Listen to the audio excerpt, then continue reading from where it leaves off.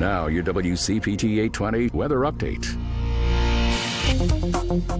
From the Weatherology Weather Center, I'm meteorologist Paul Trombley. Slight chance for isolated showers this afternoon, otherwise cloudy. Daytime highs approaching 66. Winds out of the southwest, 8 to 15 miles per hour. Lows dip down to about 49 tonight. Slight chance for isolated showers. Daytime highs approaching 67 tomorrow. Sunshine mixed with clouds at times. Low 70s Sunday, mid 70s Monday. That's your latest Chicago weather update. Right now, it's 66 degrees. Remember when you get to work to hop over to WCPT820.com or the TuneIn Radio app and stream The Stephanie Miller Show. Weekdays 8 to 11 a.m. on Chicago's Progressive Talk, where facts matter. Hey Google, play WCPT. Streaming Chicago's Progressive Talk from TuneIn. Joan Esposito, live, local, and progressive. Filling in today for Joan, political science professor at North Central College, author and podcaster, William Muck. Hello, everyone, and welcome to Joan Esposito, live, local, and progressive. My name is William Muck, and I'm filling in again for Joan today. Always so excited to be here with you. As many of you know, I'm a professor of political science at North Central College, and I just think of this such an opportunity to be out here and talking with you and engaging with you, especially at this moment when it does feel like the political world is imploding. Lady B and I were talking beforehand about all the people that have to go to jail, Lady B. Like, it feels like that list is getting longer and longer. So, all right, we have a great show lined up for you today. And I know I always say that, but today in particular, I'm really, really excited about what we're going to do. At 2:30, we're going to be joined, we're going to be talking with retired Major General William Enyart. General Enyart served nearly 36 years in the military, including nearly 30 years as the commanding general of the Illinois National Guard. He was also elected to Congress in 2012, serving as the U.S. representative for Illinois' 12th Congressional District. We're going to be picking his brain about the possible deployment of the National Guard to Chicago, but also more broadly around the country, and what to make of Trump's increasingly aggressive use of the military in the United States against what he is now describing as the enemy within. I think that's going to be a theme throughout the show, thinking about the use of the military force, this enemy within dynamic. It's going to come up in all of our conversations throughout the 3 hours today. So then at 3 o'clock, we're going to open the phone lines for a good 30 minutes. It's Friday. We've got a lot to talk about. There's just so much going on. So we'll at that point to open the phone lines and have some conversations. At 3:30, we're going to be joined by my good friend and fellow political scientist, Dr. Phil Barker. I've had him on before. He's always wonderful conversation. And I'm excited to talk to him because we're going to talk about the appeal of strongmen politicians. Why is it that people around the world, in the United States and elsewhere, find strong men so appealing? And so we're going to spend like the first 15 minutes of that segment talking about why strong men do well. But what I'm really excited about is the second 15 minutes, and we're going to talk about how do you confront strong men? How do you think about, in a democracy when you've got a strong man in power, what do you do in terms of the democratic mechanisms to confront that strong man? So that's what we're going to do. And I think it's going to be a really interesting conversation. All right, then at 4, we're going to be joined by Stephen Levitsky. He is a professor of government at Harvard University and one of the leading scholars on democracy and authoritarianism. He is the co-author, along with Daniel Ziblatt, of the best-selling books How Democracies Die and Tyranny of the Minority. I've talked about these books all of the time, and if there was a book that I would recommend to you to understand democracy, it is How Democracies Die, the unique moment that we are in right now. I'm really excited about having him on and helping us think through some of what we're watching play out in front of us. Then for the final half an hour, we're going to be joined by Garrett Epps, who is a nationally renowned constitutional scholar and professor of practice at the University of Oregon School of Law.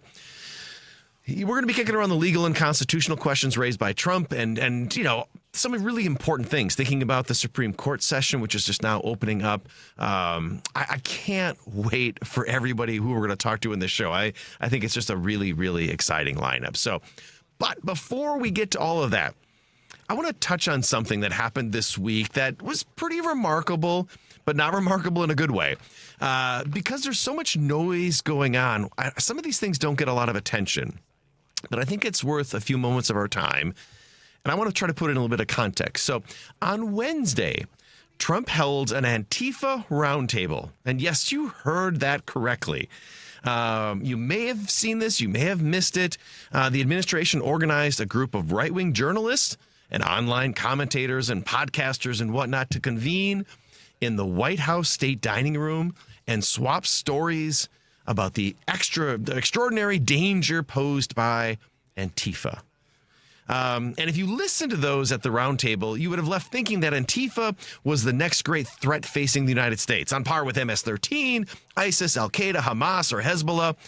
One of the far-right podcasters in attendance told the president that Antifa went all the way back to the 1930s in the Weimar Republic. I mean, they are building history around this sort of made-up threat.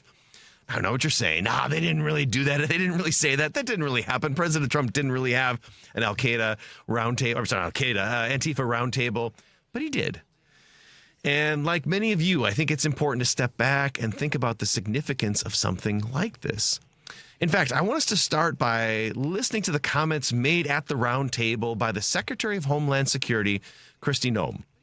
And when you listen to this, pay specific attention to how she describes the nature of the threat posed by Antifa. Lady B, can we go to that clip?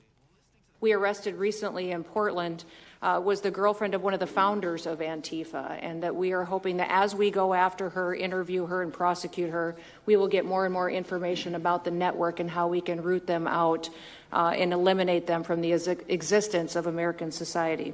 I want to thank the new journalists here today for telling their stories and for being able and willing to go to the streets and to cover what's happening here in America. Many times the legacy media has looked the other way, refused to tell the stories. The networks have not really focused on what this is and what damage it is doing to our country, and how this network of Antifa is just as sophisticated as MS-13, as TDA, as ISIS, as Hezbollah, as Hamas, as all of them.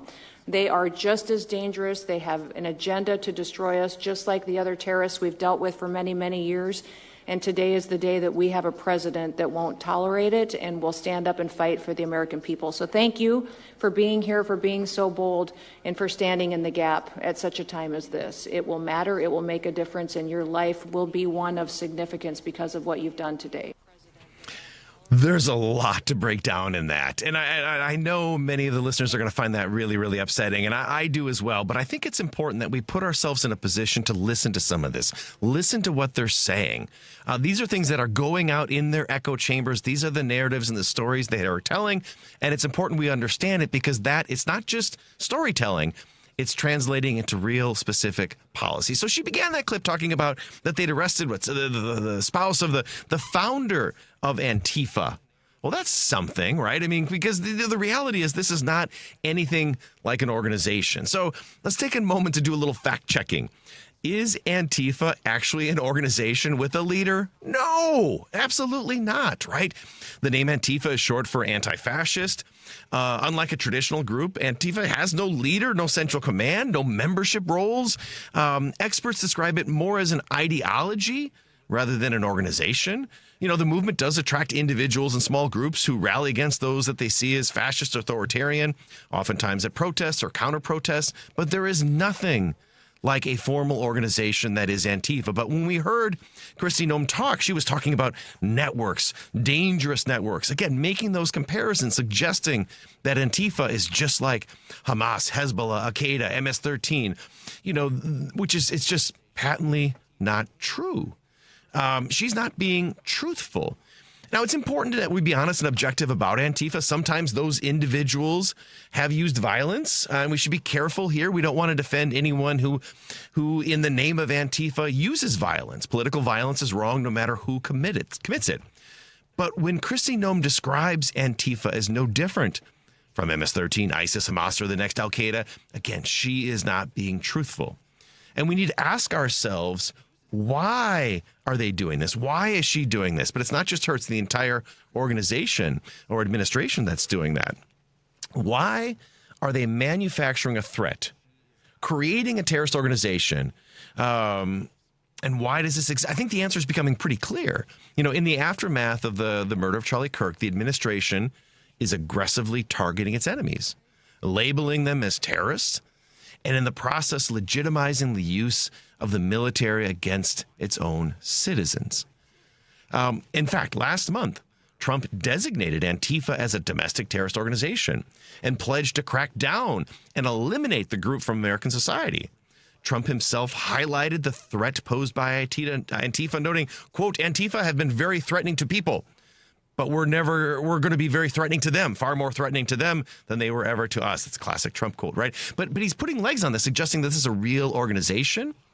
He's issued a presidential memorandum directing the National Joint Terrorism Task Force to focus on domestic terrorists. I think this is why it's so important. They are suggesting that these individuals who are pushing back against them, protesting against them, disagreeing with them, are not just loyal citizens presenting a different view, but they are, in fact, terrorists. This task force is supposed to focus on domestic terrorists whose common ideologies include, and again, this came out in the memo, anti-Americanism, anti-capitalism, and anti-Christianity. That's what they're looking to target. So again, let's step back and think about all of this. He's targeting ideologies, specifically anti-Americanism, anti-capitalism, and anti-Christianity. Now, you may or may not agree with individuals who embrace those particular ideologies, but the First Amendment absolutely guarantees the right of individuals to have them. You want to have an anti-capitalist ideology? The First Amendment protects that. You want to have an anti-Christian ideology? The First Amendment protects that. And what's so stunning here is we are watching the administration begin to target ideologies and groups who disagree with them. All right, we need to get to our first break, but when we come back, I want to continue this conversation and think more about what we're seeing out of the administration and why this focus on Antifa is so important. We'll be right back just after this. The Big Picture with Edwin Eisendrath, Saturdays at 1 p.m. Count me among the Americans that want to see change. Now, of course, the change I was looking for would have put Kamala Harris in the White House. Americans voted for change. They just, Trump, I think they got the wrong kind. Still, I'm grateful for elections, even when we lose. They tell us about ourselves, and we can't ignore that and shouldn't. The Big Picture with Edwin Eisendrath, Saturdays at 1 p.m. Cashback is not available on gas in New Jersey and Wisconsin. $5,000. That's the average amount of money people in the U.S. are now spending on gas in a year. $5,000. That's crazy. If you drive, you have to download Upside, the free app that gives you cash back every time you get gas. That's right. You can earn real cash back with Upside just by buying the gas you're already buying. You can literally start earning cash back today. I use Upside every time I fill up, and I've already made around $300. You're putting gas in your car anyway. Why not get real cash back? If you like free money, download Upside. I'm saving the cash I earn from using Upside to help pay for a vacation later this year. Download the free Upside app now to earn cash back every time you buy gas. Use promo code MEGA25 to get an extra 25 cents per gallon on your first tank. You can cash out anytime right to your bank, PayPal, or a gift card for Amazon and other brands. Just download the free Upside app and use promo code MEGA25 for a 25 cents per gallon bonus on your first tank. That's code MEGA25 for a 25 cents per gallon bonus. WCPT 820, Chicago's progressive talk, where facts matter. Joan Esposito, live, local, and progressive. Joan Esposito, live, local, and progressive. Filling in today for Joan, political science professor at North Central College, author and podcaster, William Muck. Welcome back to WCPT. I am William Muck. I'm filling in for Joan today. And before we went to break, I was talking through the threat that the Trump administration is trying to construct out of Antifa and framing it as a terrorist organization, turning it into something it is very much not. It is more of an ideology. They have now decided this is the entity that they are going to suggest is a legitimate terrorist domestic threat and that we should respond to this. And I want to play a couple more clips. And I know these clips are going to be upsetting to you, but I really think it's important that we listen to what they are saying so we can understand the ways in which that language is going to translate into specific policies. So this next clip we're going to play came from the White House social media account. And it's a number of individuals. It begins with Pam Bondi. And part of what I want you to pay attention to is the emphasis they place on the funding. So it's not just going after Antifa, which is this dangerous terrorist threat, but we also have to search out the sources of funding. So Lady B, why don't we play that one? Antifa beats journalist, Antifa attacks our police stations. They attack our courthouses. They dox our law enforcement officers. No more. They are a terrorist group, and we are coming after them. We are here at the White House today to unmask Antifa, to follow the money all the way to the top. If you want to get to the bottom of who is fomenting this chaos and violence in our country, you must follow the money. I was a mainstream reporter in Seattle for 10 years before I quit mainstream media, in part due to its refusal to acknowledge the dangers of Antifa and radical left-wing violence. Part of the problem that we have is that a lot of people refuse to believe that Antifa is real. It is just a made-up thing, but I have seen them. They are real, they are dangerous, and they are violent. They are an organized, systemic, international criminal enterprise. And what the FBI is going to do is trace the money, follow the funds, and find every single person that was involved in funding the riots and the violent acts of criminality that they're perpetrating on our street. I'm really giving Lady B a hard time forcing her to play all these clips, but I want us to, again, pay attention to the language. When you just listen to that, the ominous music, the danger, talking about Antifa as a terrorist group that is fomenting violence, and the end there when Kash Patel came on and was talking about funding. So it's not just ideologies, it's also money and funding. Trump has gone on the last couple of days stating that their focus would also include people that fund Antifa. And they're, again, very, very ambiguous about this. But he even said, it's probably some of the people I know, some of the people I dine with. But if they do, they're in deep trouble. We're going to be looking very strongly at the people that are funding these operations. FBI Director Kash Patel picked up where Trump left off, pledging that as the FBI will not rest until we find every single seed money, donor organization, and funding mechanism that we have for Antifa. And again, we talked about before the break that Antifa is not even a real organization. And for me, this is what gives it all away. Reveals the true motivation for creating and manufacturing this Antifa boogeyman. What it is all about? What is this all about? Funding. Targeting liberal groups who oppose him. Using the mechanisms of government and democracy to suppress dissent, target groups that threaten Trump's power, possibly deploy the military to secure a future election. All of these things we should be thinking about. And I know all of this sounds dramatic, and there's part of me that doesn't want to think any of this could occur. That being said, when you study anti-democratic movements and authoritarian purges around the world and throughout history, this is the pattern that we see. They create a group to target. Oftentimes, those groups don't even really exist. They don't even have to exist because the real opposition group is anybody who's challenging the authority of the president. So the White House and Trump in particular were pressed on which liberal groups would be targeted, right? They said they're going to target the funding. And they came out and they named 9 liberal groups, donors or fundraising organizations that they said helped or financed or planned protest where violent incidents occurred. Now, I'm going to just label 4 of them, but the list includes Soros Open Society Foundation, George Soros. We hear them going after him all of the time. Act Blue, the funding arm of the Democratic Party. And I think this is really, really important. They're targeting Act Blue because it is a major fundraiser for the Democratic Party, suggesting that the work they do is actually terrorism. Indivisible, a grassroots coalition opposed to Trump policies and the Coalition for the Humane Immigrant Rights, a Los Angeles-based group. Now, Ezra Levin, the spokesperson for Indivisible, said that the group has never organized or called for violence, and he specifically said these smears are designed to delegitimize our movement. Some of that, some of you may remember that I actually interviewed Ezra Levin on this show a few months back, and in that conversation, he highlighted that the groups, Indivisibles, one of their founding principles is nonviolence. And he spent a lot of time talking about why that was so important. Again, this list gives away their real motivation. This isn't about fighting terrorism. This is about attacking and undermining opposition groups which threaten Trump's power. And that should terrify us. They are manufacturing a threat, a terrorist organization, to legitimize the targeting of these groups. And I think we need to understand the deployment of ICE, the deployment of the National Guard, maybe future militaries. That is all part of this one movement. I also want to do, I promise, this is the last clip that's going to upset you, but this one was today. And I just had this one pulled because it's Mike Johnson. And you're going to hear him talking about the No Kings rally that's organized in Washington, actually all over the country, coming up on October 18th.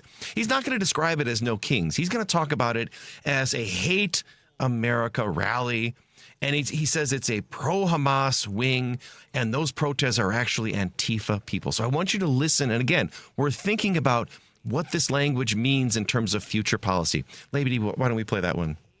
We're so angry about it. I mean, I'm a very patient guy, but I have had it with these people. They're playing games with real people's lives. The theory we have right now, they have a Hate America rally that's scheduled for October 18th on the National Mall. It's all the pro-Hamas wing and the Antifa people. They're all coming out. Some of the House Democrats are selling T-shirts for the event, and it's being told to us that they won't be able to reopen the government until after that rally because they can't face their rabid base. I mean, this is serious business hurting real people.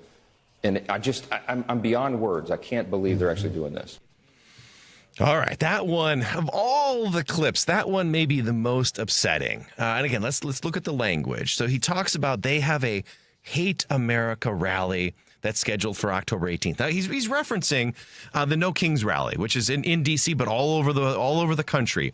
And he says it's the pro-Hamas wing and the Antifa people. They're all coming out. Now, we in this country have the right to protest. We have the right to show up. And Indivisible and they have a right to organize, suggesting that this is a Hate America rally, suggesting that this is Antifa. Not only is it offensive, but it's dangerous. It's really, really dangerous. And Johnson knows better, and he should be ashamed of those specific comments. I mean, I think back to the George W. Bush administration, you know, in the peak of the worst stuff going on with Iraq and all of the excesses of that government. The George W. Bush administration tolerated, allowed dissent. People had protests. They criticized the government. And again, I very much disagreed with what the George W. Bush administration was doing in Iraq and elsewhere. But I accept that they also let us protest. And there was never any, not calling people domestic terrorists, not threatening to round people up, not inciting violence. I think we're drifting into a really, really dangerous place. And I think we can understand the deployment of the National Guard and ICE as part of this broader effort to attack and undermine any groups who could challenge the president's power. I mean, I think, there's this group, the Don't Tread on Me flag, and that often tends to be tied to conservatives. Where are these Don't Tread on these guys, right? I mean, shouldn't this kind of tactic, shouldn't deploying the National Guard, having ICE officials pull people out of their cars, media people, right? I mean, all of this should be upsetting. This should cause us to have a major reaction. I wonder, where are the Don't Tread on Me guys at this particular moment? So one final thing before we go to break.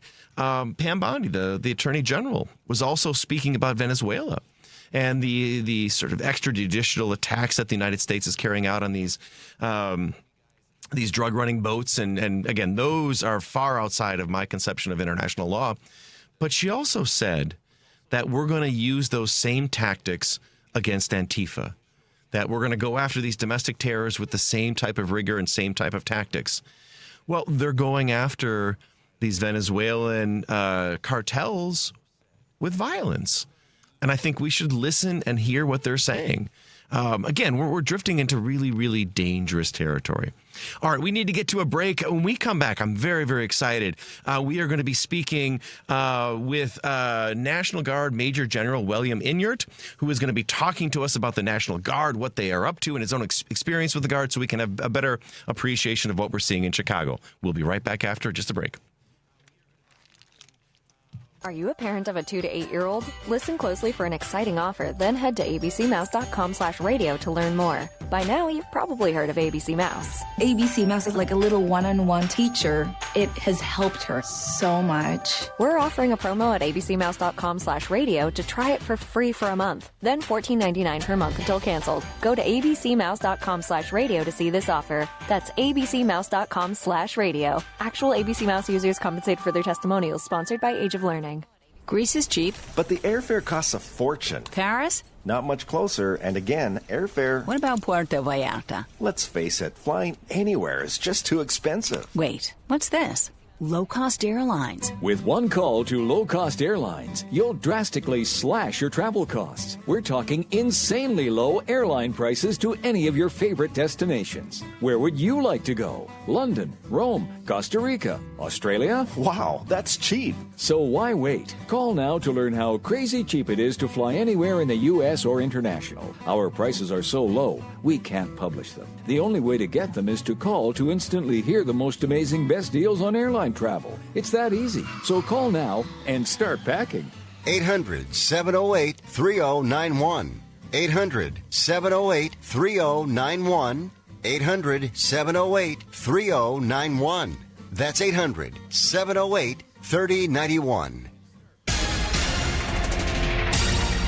You're listening to WCPT 820. Here's the latest Chicago weather update. From the Weatherology Weather Center, I'm meteorologist Paul Trombley. Slight chance for isolated showers this afternoon, otherwise cloudy. Daytime highs approaching 66. Winds out of the southwest, 8 to 15 miles per hour. Lows dip down to about 49 tonight. Slight chance for isolated showers. Daytime highs approaching 67 tomorrow. Sunshine mixed with clouds at times. Low 70s Sunday, mid 70s Monday. That's your latest Chicago weather update. Right now, it's 66 degrees. This is Chicago's Progressive Talk, 820 AM, WCPT Willow Springs, and online at WCPT820.com, where facts matter. Joan Esposito, live, local, and progressive. Filling in today for Joan, political science professor at North Central College, author and podcaster, William Muck. Because that's how we roll. Welcome back to WCPT. I am so honored to be joined by our next guest, retired Major General William Enyart. General Enyart, he had nearly a 36-year military career, including active duty service in the U.S. Air Force and nearly 30 years in the Army National Guard, culminating with the service as the commanding general of the Illinois National Guard from 2007 to 2012. General Enyart was also elected to Congress in 2012, serving as the U.S. representative for Illinois' 12th congressional district. You may have seen the general's testimony on Tuesday at a Senate Judiciary Committee hearing. General Enyart, thank you so much for taking some time to talk with us today. I'm really excited to hear your voice. Well, Bill, it's absolutely a pleasure to be with you this afternoon, and I look forward to a good chat. Yes, yeah. Well, I want to start with your Senate testimony, and I'm wondering, you began that testimony talking about your experience commanding the roughly 13,000 Illinois National Guard, noting in particular that the Illinois Guard's deployment to Iraq. And I don't think we always fully understand the role that the National Guard plays. Can you tell us a little bit about that work and the Illinois National Guard that they've undertaken that you were part of? Well, the National Guard really has two different roles, and the first role is funded by the federal government, and that is as a strategic reserve or ready reserve, if you will, for the Air Force and the Army. And in that role, we train as soldiers, we train as airmen, we train to deploy overseas and fight and win our nation's battles. The second role that we have is as a trained ready force for the governor to use in the event that there is an emergency in the state that needs assistance beyond what local resources can handle. Typically that's, in New Orleans, it was Katrina, and it's hurricanes, Florida, and Texas, it's floods along the Mississippi River, it's tornadoes in Kankakee, or, any of the myriad natural disasters that can strike where additional help is needed to protect our citizens.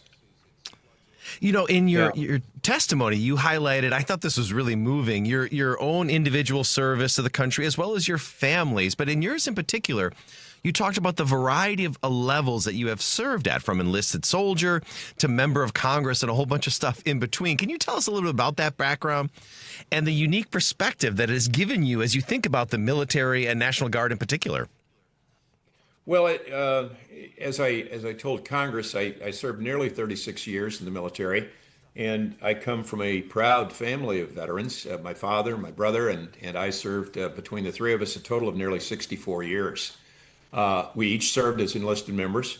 I was commissioned as an officer in 1982, and I rose from the lowest enlisted rank to two-star general. Then after military retirement, I was elected to Congress, where I served on the House Armed Services Committee. And I told those facts to the Senate Judiciary Committee, not in any way to brag about my career, but rather I wanted them to understand that I have experience at the enlisted officer, general officer, and policymaker level. And so based on those years of experience, those decades of experience, that's what formed the basis of what I told them about the National Guard and the impact of some of the current administration's misuse of the National Guard is having on the force and on the individual soldiers.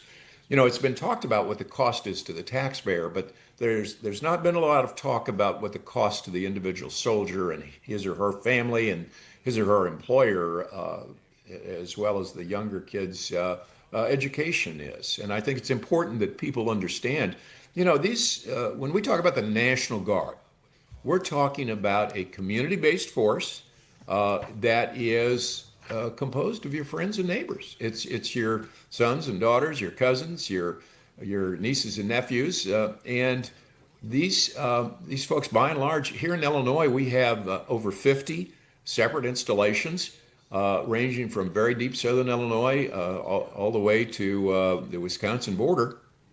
And generally, the enlisted folks in those units come within a few miles within commuting distance of those armories. So these are your friends and neighbors.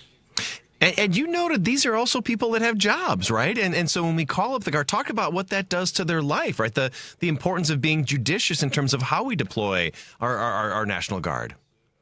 Absolutely. You know, it's so easy just to say the National Guard. Well, let's look at those individual soldiers and airmen. And let's talk, first of all, about the impact on a soldier's income. A private first class makes, which is a low-ranking enlisted soldier with, you know, maybe a year or two in, makes about $91 a day when they're on duty. Now, that works out to what? About $11 an hour? Yeah. And a young person flipping burgers at a hamburger joint is going to make $15 an hour here in Illinois. Yeah. So there's a sacrifice of income that soldier's making. And we can pick a higher rank. I mean, we could take a staff sergeant or a lieutenant. They make about $130 a day. You're still talking less than what somebody flipping burgers is going to make. Then there's the impact on the family. You know, that mom or dad aren't going to be there. They're not there to help with homework. They're not there to mow the grass. They're not there to make sure supper's on the table, and they're not there for anniversaries and birthdays and the soccer game on Saturday. So that's a loss to the family. Employers sacrifice too, because the law says that a guardsman must be given his or her job back when they're released from active duty. An employer cannot fire somebody for being in the Guard or being called away to duty. Now, what does that mean to the employer? That means the employer has to backfill that position. So whether it's paying overtime to other workers to cover it, or maybe bringing in a temporary employee, whatever the case may be, that employer has got a cost to them. Then there's the cost to the individual soldier too. Many of these kids, and I say kids because they're kids compared to me, but many of these young soldiers and airmen are in school, and they're in school because of the terrific education benefits that the Illinois National Guard provides. You know, they get not only the Reserve Force GI Bill, where they get a cash stipend every month if they're in school, they also get from the state of Illinois, and thank you taxpayers of Illinois, they get a tuition waiver to any state school in the state for any program. I went to law school tuition free because of the veteran scholarship, which is the same as the Guard scholarship. Veterans and National Guard members get the same tuition waiver for 4 years. Now that's a tremendous benefit. But what happens to a kid who, you know, if you get called up for a day or two, that's one thing. But if you're on duty for 30 days or 60 days, you're not going to just lose 30 or 60 days. You're going to lose an entire semester. Right. You know, if you get called up in November or December and it lapsed over into January or February, you might well lose 2 semesters. You might lose an entire year of schooling because of that call up. So that's another cost. And I'm not, nobody's crying about that. But what we have to remember is these soldiers and airmen, part-time soldiers and part-time airmen, signed up to defend our nation, and they signed up to help our community in times of natural disaster. They didn't sign up to pick up trash on the mall in Washington, D.C., or sign up to spread compost on the flower beds in Washington, D.C. Right. Can you imagine what thoughts run through an employer's mind who's got to pay somebody to come in and do that guardsman's job while he or she is gone? Where they're watching them pick up cigarette butts in D.C.? Can't be happy. Not at all, right? The mom who's trying to get the kids to school, get the kids to soccer practice, do all of the things that two parents do, trying to do all of that in support of her guardsman or his guardsman while they're off picking up cigarette butts. You talked eloquently about the role of trust, that soldiers trust each other, and that they trust their political leadership, that they will deploy them in appropriate ways. And could you tell us a little bit about why you think this is in many ways an abuse of that trust? Well, because of all of the reasons that I mentioned before, the costs to the soldier, and so soldiers and airmen trust the political leadership of this great nation to send him on missions, whether they're wartime or peacetime, that make sense. Missions that don't waste his time or even his life, and that don't waste the sacrifices that I mentioned earlier. And it's not just a soldier's trust. The soldier's family trusts that their sacrifices, their loss of that soldier for a day, a week, a month, maybe forever, that isn't a waste. And of course, employers trust that the guardsman mission is necessary and it's important and that it protects our nation. And there's also trust on the part of communities. Communities trust that our soldiers serve our nation, defend our nation, defend justice and democracy. They trust that a soldier's mission is to protect them, not police them. So to misuse those troops, whether we're talking about National Guard or active duty, to misuse those troops is to breach those bonds of trust. And we can't sacrifice that trust. We can't lose the soldiers' trust. We can't lose their employers and their families' trust for bagging trash in Washington, D.C. You mentioned this distinction that, you're talking about what the National Guard is, but also what the National Guard is not, and that they are not trained as police officers. These are very distinctive roles. Why do you see this as such an important distinction, to separate police functions from what the National Guard does? Well, first of all, it's bigger than just that. There is a long tradition in this country that the military does not police. The military defends our nation from foreign invaders. Policing is a local responsibility. Policing, by and large, is not a federal job. You have the FBI and you have a few other agencies like that. But by and large, the traffic cops, the folks who investigate robberies, the folks who investigate murders and any of that sort of thing, the folks who provide protection for our communities, those are local police departments. They're not federal agencies. And so to bring in a military force to do that violates really some of the basic concepts of our society. Now, to get to the Guard in particular, the National Guard is a wonderful tool. I like to think of it as a Swiss Army knife because we can do so many different things. Yeah. Whether it's combat or it's flood duty or it's recovering from hurricanes. These folks, and they love doing it by and large. I've never heard a soldier object to being called to flood duty, but they're not police officers, and they're not trained as police officers. Now, we do have, here in Illinois, out of 13,000 soldiers, or soldiers and airmen, 10,000 soldiers and 3,000 airmen, there's one company of MPs. That's somewhere between 150 and 200 soldiers. And those are military police. They're not civilian police, keep in mind. Now, do we have police officers who are in the military or in the National Guard? Yes. it's just like we have school teachers and farmers and lawyers and doctors and mechanics, and you pick a trade. And I always used to like to say that we've got a National Guardsman in every zip code in the state. Well, I think we've got every occupation in the state in the National Guard when you look at 13,000 folks. But they're not trained to make traffic stops. They're not trained to investigate robberies. They're not trained to follow up on tips. They're not trained to ensure that people's constitutional rights are protected during an arrest or an interrogation. We're trained to be soldiers and airmen. Okay, so to take those people and put them into a law enforcement role is a misuse of a wonderful tool, a Swiss Army knife that can be used for many things, but it is not a civilian law enforcement agency.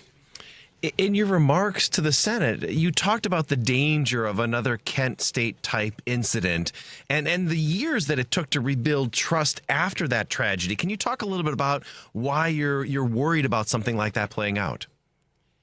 Well, the Kent State tragedy happened when untrained or ill-trained Ohio National Guardsmen were dispatched to Kent State University to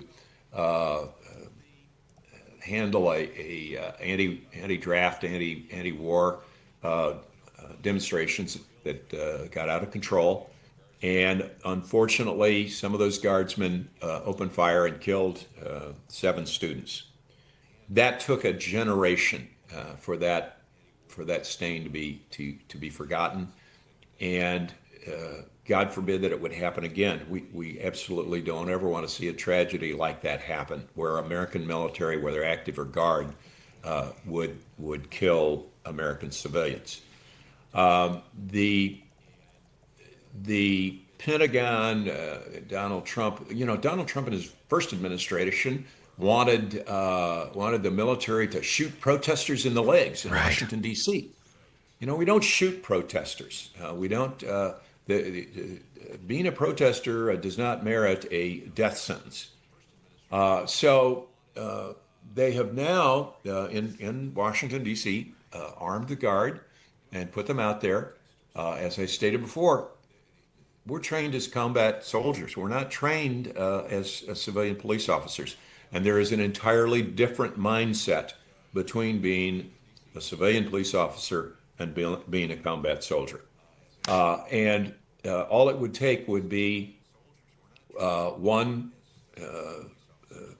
officer giving the wrong command, or one soldier making a mistake and opening up with these high-powered rifles. And we've seen what these high-powered rifles can do in schools. And in a crowded situation, these are combat weapons. These are military weapons. So that very much concerns me. And it would, I think, the National Guard has worked decades to build its reputation. I think the Guard has a sterling reputation, as I testified before the Senate, as a reserve force for the Army. At one point during the Iraq War, we provided more than half of the combat power in Iraq. We have been to every hurricane, we've been to tornadoes, we've been to floods, and we have aided our communities and helped preserve and protect our communities. And that's the mission of the Guard. The mission of the Guard is not to be carrying loaded weapons on city streets for political purposes because the president needs a distraction from the woes of his administration. This is such an important point. We need to sneak a quick break in, but we will be right back to talk more with retired Major General William Enyart right after this. The Sports Cubicle. It is our honor to be joined with Justine Siegel. She's the co-owner of the Women's Pro Baseball League. I think the majority of our players will have been women who've played with boys and men. A lot of them just have experience with baseball, the same experience that you have. They're just women. So they'll be bringing that with them for better or for worse, but that competitiveness and that desire to be there no matter what. The Sports Cubicle with Mike Mercado, Devin Tingle, Dan Marver, and Paul Shavari. Sunday nights, 9 p.m. on WCPT. This Wednesday from 3 to 5 p.m., WCPT will be broadcasting a live, in-person, union-strong panel. Join me, Tom Hartman, and WCPT's morning host, Richard Chu, at Max and Benny's Restaurant in Northbrook. Panelists include Paul Wendy from the Iron Workers Local 63, Rob Fulton from Riggers Local 136, Cliff Horowitz from Horowitz and Associates, Andy Rico from IBEW Local 176, and Tom Villanova from Southland Friends of Labor. Panelists will be discussing important labor union issues, including recruitment. This event is proudly sponsored by Iron Workers Local 63, Riggers Local 136, Horowitz and Associates, IBEW Local 176, and Southland Friends of Labor. This Wednesday from 3 to 5 p.m., Max and Benny's is located at 461 Waukegan, south of Lake Cook Road in Northbrook. All listeners must register to attend this free event. Please register at WCPT820.com and click on the Labor Panel banner. This is WCPT 820, where facts matter. Joan Esposito. Live, local, and progressive. Filling in today for Joan, political science professor at North Central College, author and podcaster, William Muck. Welcome back to WCPT. We are talking with retired Major General William Enyart. General Enyart's nearly 36 military career included nearly 30 years in the Army National Guard, and that's what we're talking about right now. General, I wonder if you can talk about the danger of injecting politics into the deployment of the National Guard. I mean, there are many suggesting that Trump's use of the Guard, potentially in Chicago and Portland and Los Angeles, was more about political performance. What danger does that bring to both the Guard but also society more generally? Well, it's incredibly dangerous. You know, the military in this country has always been held to a non-political standard. In fact, General Marshall, the famed World War II commander who went on to formulate the Marshall Plan and restore Europe, General Marshall never voted in an election, period, because he didn't want to be seen in any way as being political. Now, of course, today we encourage soldiers to vote, and so that probably wouldn't happen today. But that shows the historic significance of being apolitical, and that's why we take an oath to the Constitution. We don't take an oath to the president. We do take an oath to obey the president's orders, and we in the Guard take an oath to obey both the president and the governor's orders, but we are required to obey constitutional orders and lawful orders. We are not required to obey unlawful orders. And it's to misuse the military and put it in the perilous predicament of being politicized is sending the wrong message to our communities. The president said at Charlie Kirk's funeral that he hates his enemies, while Charlie Kirk's widow said she was willing to forgive the man who killed her husband. To hate your enemies, and to hate your enemies so badly that you're going to send in military troops is simply not a message that this country needs to hear. And you are taking citizens from Texas, in this case, citizens from Texas, those mechanics and farmers and teachers, and pulling them up here and putting them into a community that they don't know, that they haven't. The Illinois National Guard has worked with the local police departments, local communities forever. And we know those folks. We have networks. We understand the communities. You're putting these people in a very difficult position. I was really glad to see Governor Stitt from Oklahoma, who is the chair of the National Governors Association, say last night that he thinks it is the wrong thing to do to bring Texas Guardsmen up to Illinois. And Stitt is a Republican. He said, we Oklahomans would go out of our mind if Governor Pritzker were to send Illinois Guardsmen down here to Oklahoma. So the converse is true. No, I think that's an important point. Sorry, didn't mean to go ahead. No, that's fine. And so I'm glad to see that Republican governor standing up for what is right. We cannot put our military into politics. If we do, we become a third world nation. We become another Pakistan, where the military regularly steps in and takes over the government and names the chairman of the Joint Chiefs as president. It's a slippery slope that we don't want to go down, and it is a slope that the founding fathers warned against. Along those lines, you've been talking a little bit about President Trump. I'm so curious to get your reaction to the speech that he gave to the military leadership a little over a week ago. He described civil disturbances and those opposed to him as the enemy from within, adding that the situation won't get out of control once you're involved, referencing the military, seemingly advocating the use of troops in American cities. Well, as you watched that, what were you thinking? What was your reaction to those remarks? Well, those remarks were untethered from reality. And I don't know where he's getting his information from, and I don't, wherever that information is coming from is frankly, and I think Governor Pritzker put it pretty well, that it's simply untethered from reality.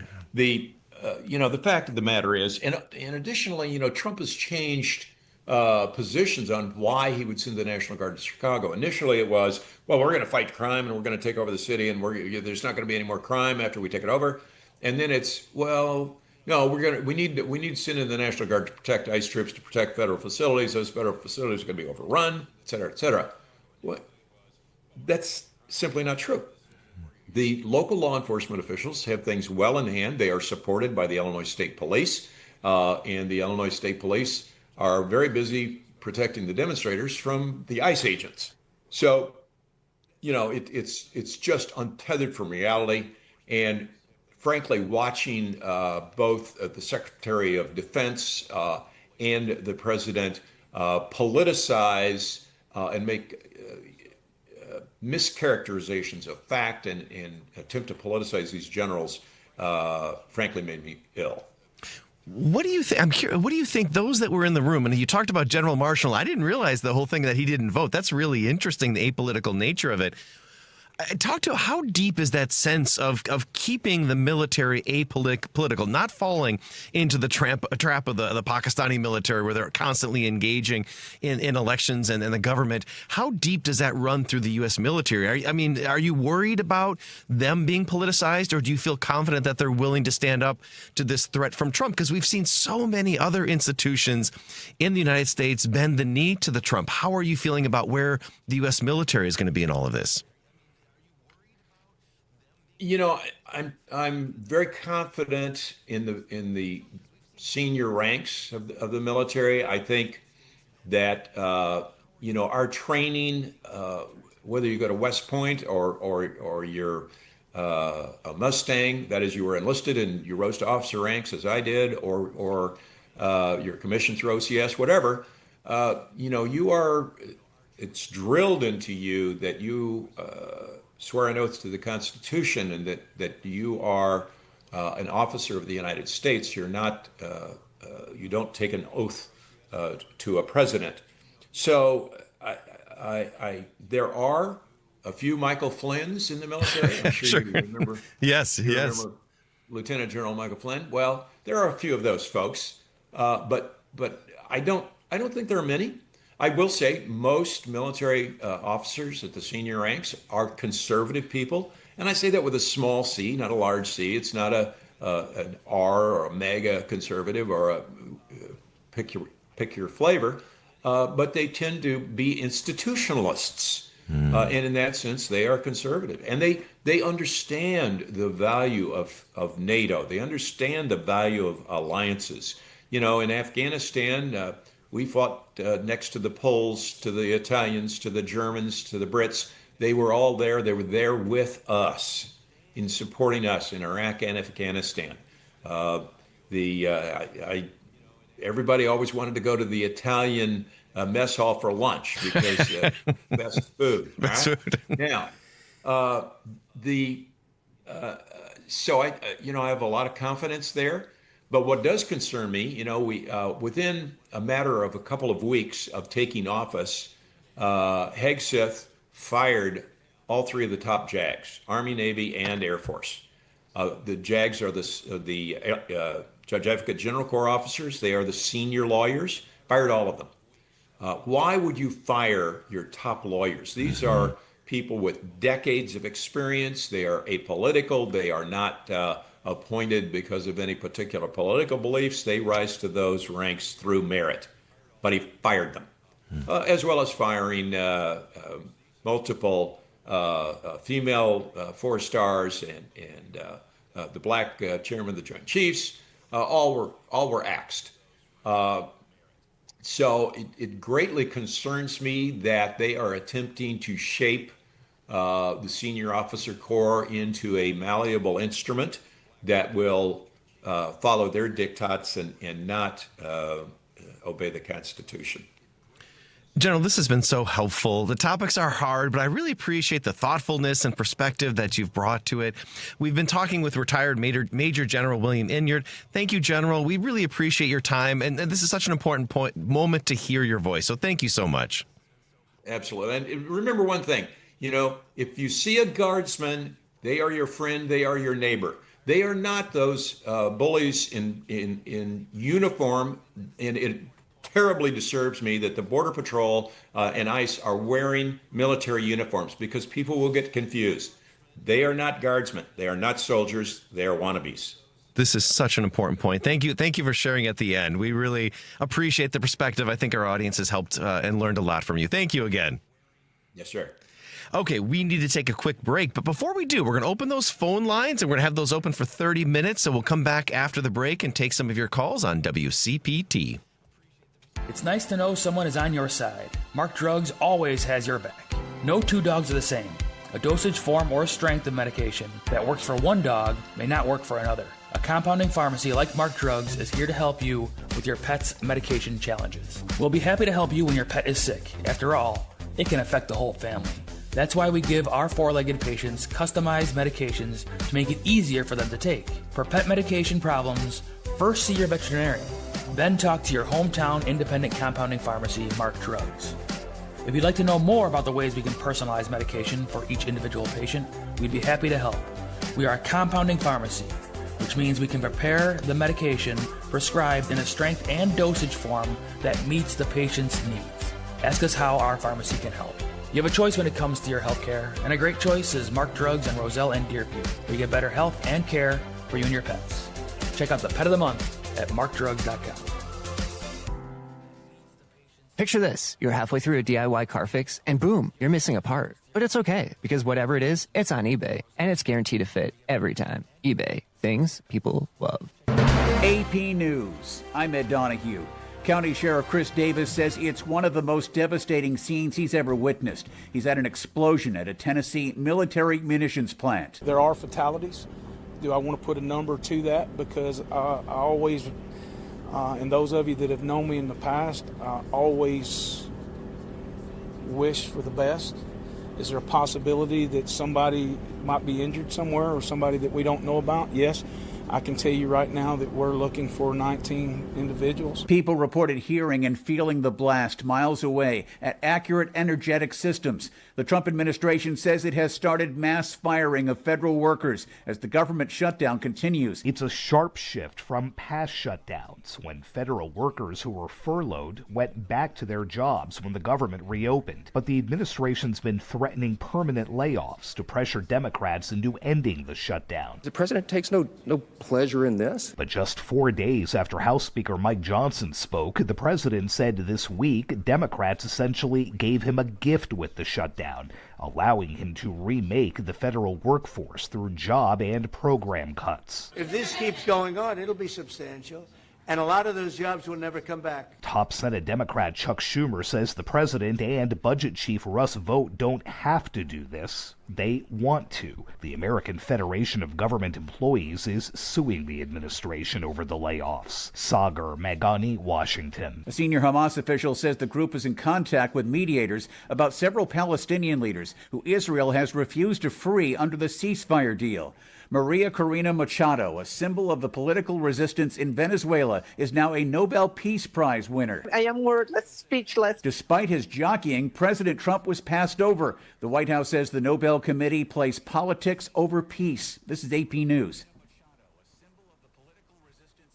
First Lady Melania Trump wrote a letter in August to Russian President Vladimir Putin calling for peace in Ukraine. He responded in writing, signaling a willingness to engage with me directly and outlining details regarding the Ukrainian children residing in Russia. The First Lady says they established an open channel of communication. 8 children have been rejoined with their families during the past 24 hours. Each child has lived in turmoil because of the war in Ukraine. Melania Trump says 3 of the 8 children were separated from their parents and displaced to Russia because of frontline fighting. The other 5 were separated from family members across the borders. She added, reunification efforts continue. I'm Ed Donahue, AP News. This is 8:20 a.m. WCPT Willow Springs and streaming worldwide at WCPT820.com. We are Chicago's progressive talk, where facts matter. Now your WCPT 820 weather update. From the Weatherology Weather Center, I'm meteorologist Paul Frombley. Slight chance for isolated showers this afternoon, otherwise cloudy. Daytime highs approaching 66. Winds out of the southwest, 8 to 15 miles per hour. Lows dip down to about 49 tonight. Slight chance for isolated showers. Daytime highs approaching 67 tomorrow. Sunshine mixed with clouds at times. Low 70s Sunday, mid 70s Monday. That's your latest Chicago weather update. Right now, it's 66 degrees. The Thom Hartmann radio program provides all of the intelligence, information, and insight you'll need to win the water cooler wars. Weekdays 11 to 2 right here on WCPT 820, Chicago's progressive talk, where facts matter. You're listening to WCPT 820 because facts matter. Joan Esposito, live, local, and progressive. Filling in today for Joan, political science professor at North Central College, author and podcaster, William Muck. Welcome back to WCPT. The phone lines are open. We've already got 6 callers. We got a lot to get to, Lady B, in like half an hour. We're going to do it. Again, we can talk about anything on your mind, and it looks like a number of you are interested in talking about this military base in Idaho. We'll certainly get to that. Before we get to the calls, let me just say what a thoughtful interview General Enyart gave us. You know, it's important that we understand the work the Guard does and the important role they play. I thought his final point might have been the most important. The Guard is our friends. They are our neighbors.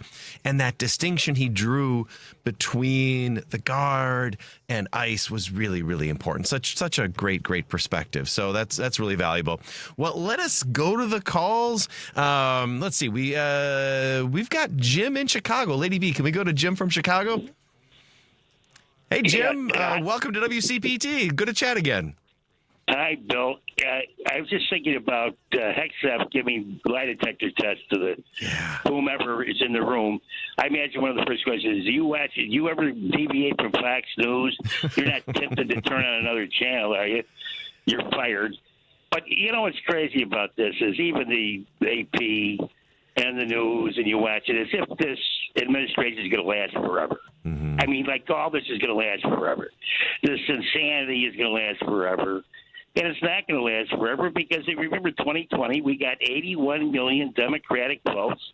Now, if they plan to destroy all the 81 million people who voted for Biden through murder or whatever, put them in camps, you know and I know that that's never going to happen. Right. So they can have all the fun they want to have now, but it's only going to last. Hopefully, you know, I know that a couple of our politicians said, you know, they want to take over the ballot boxes in the midterm.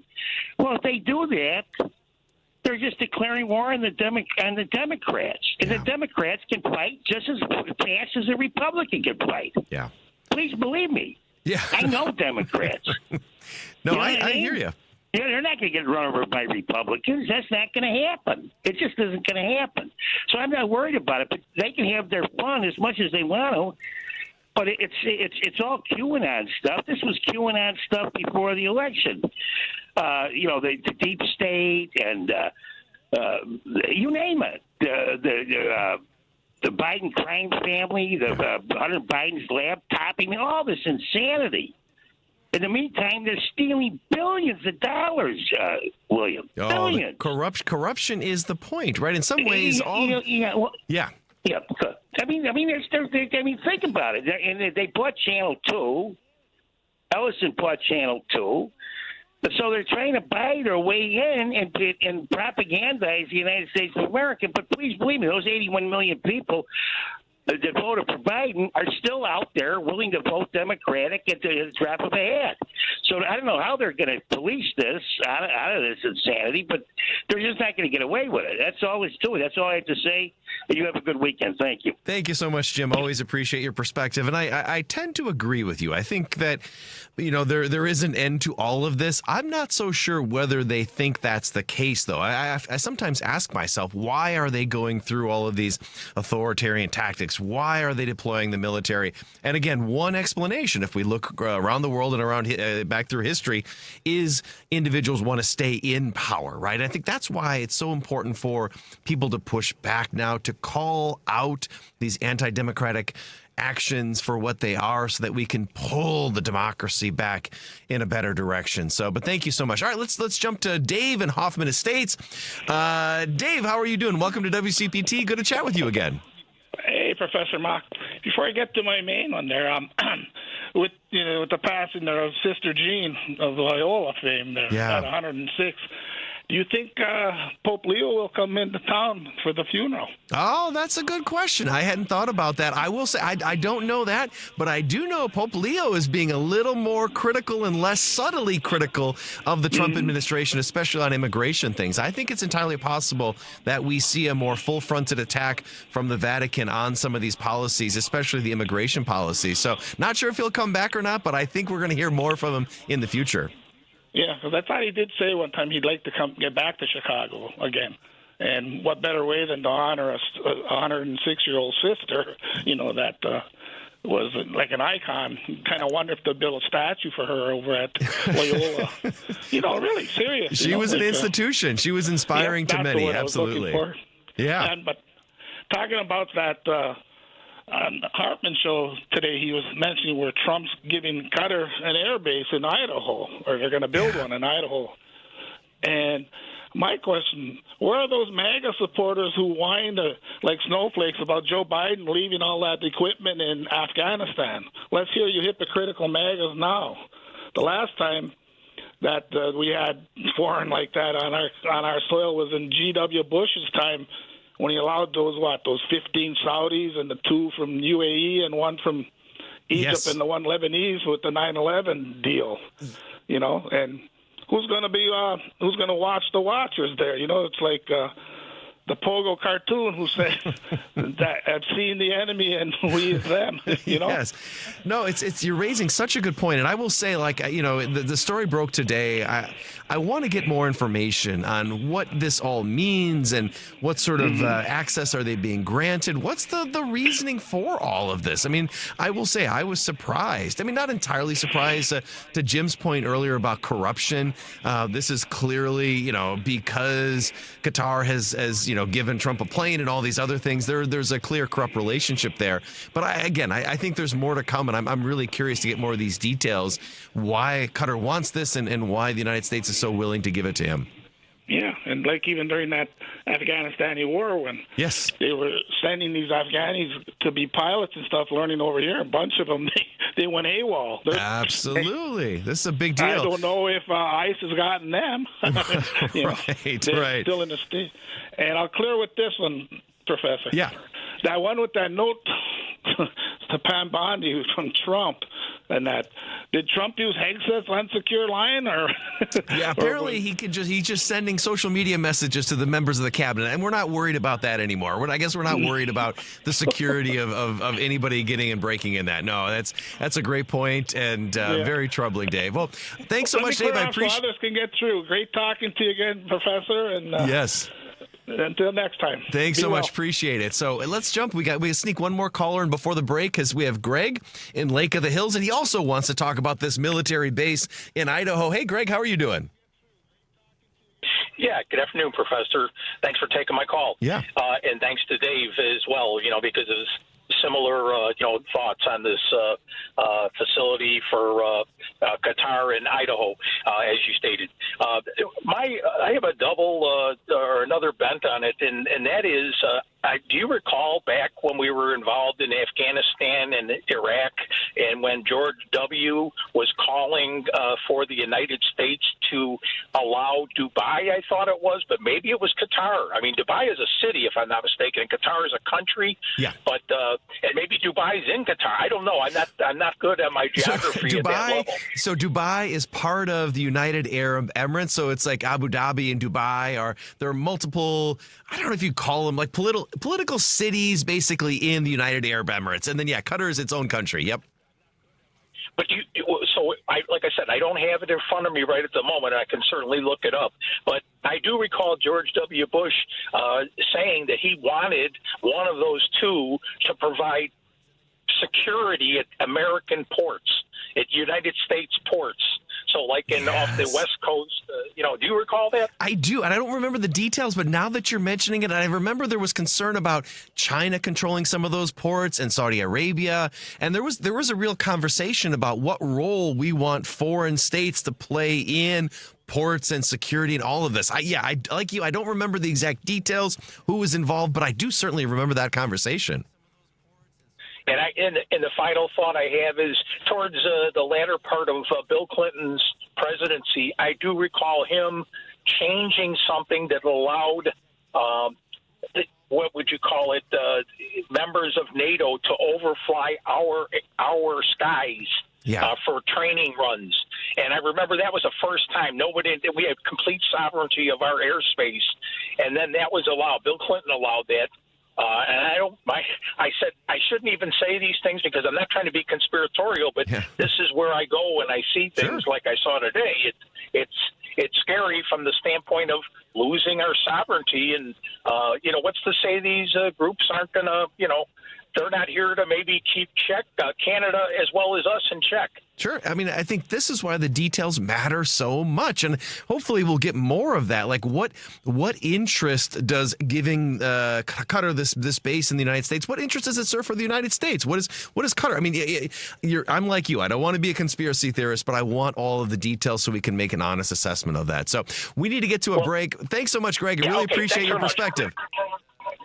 So, all right, we're going to take a quick break, and then we'll get back to some more calls right after this on WCPT.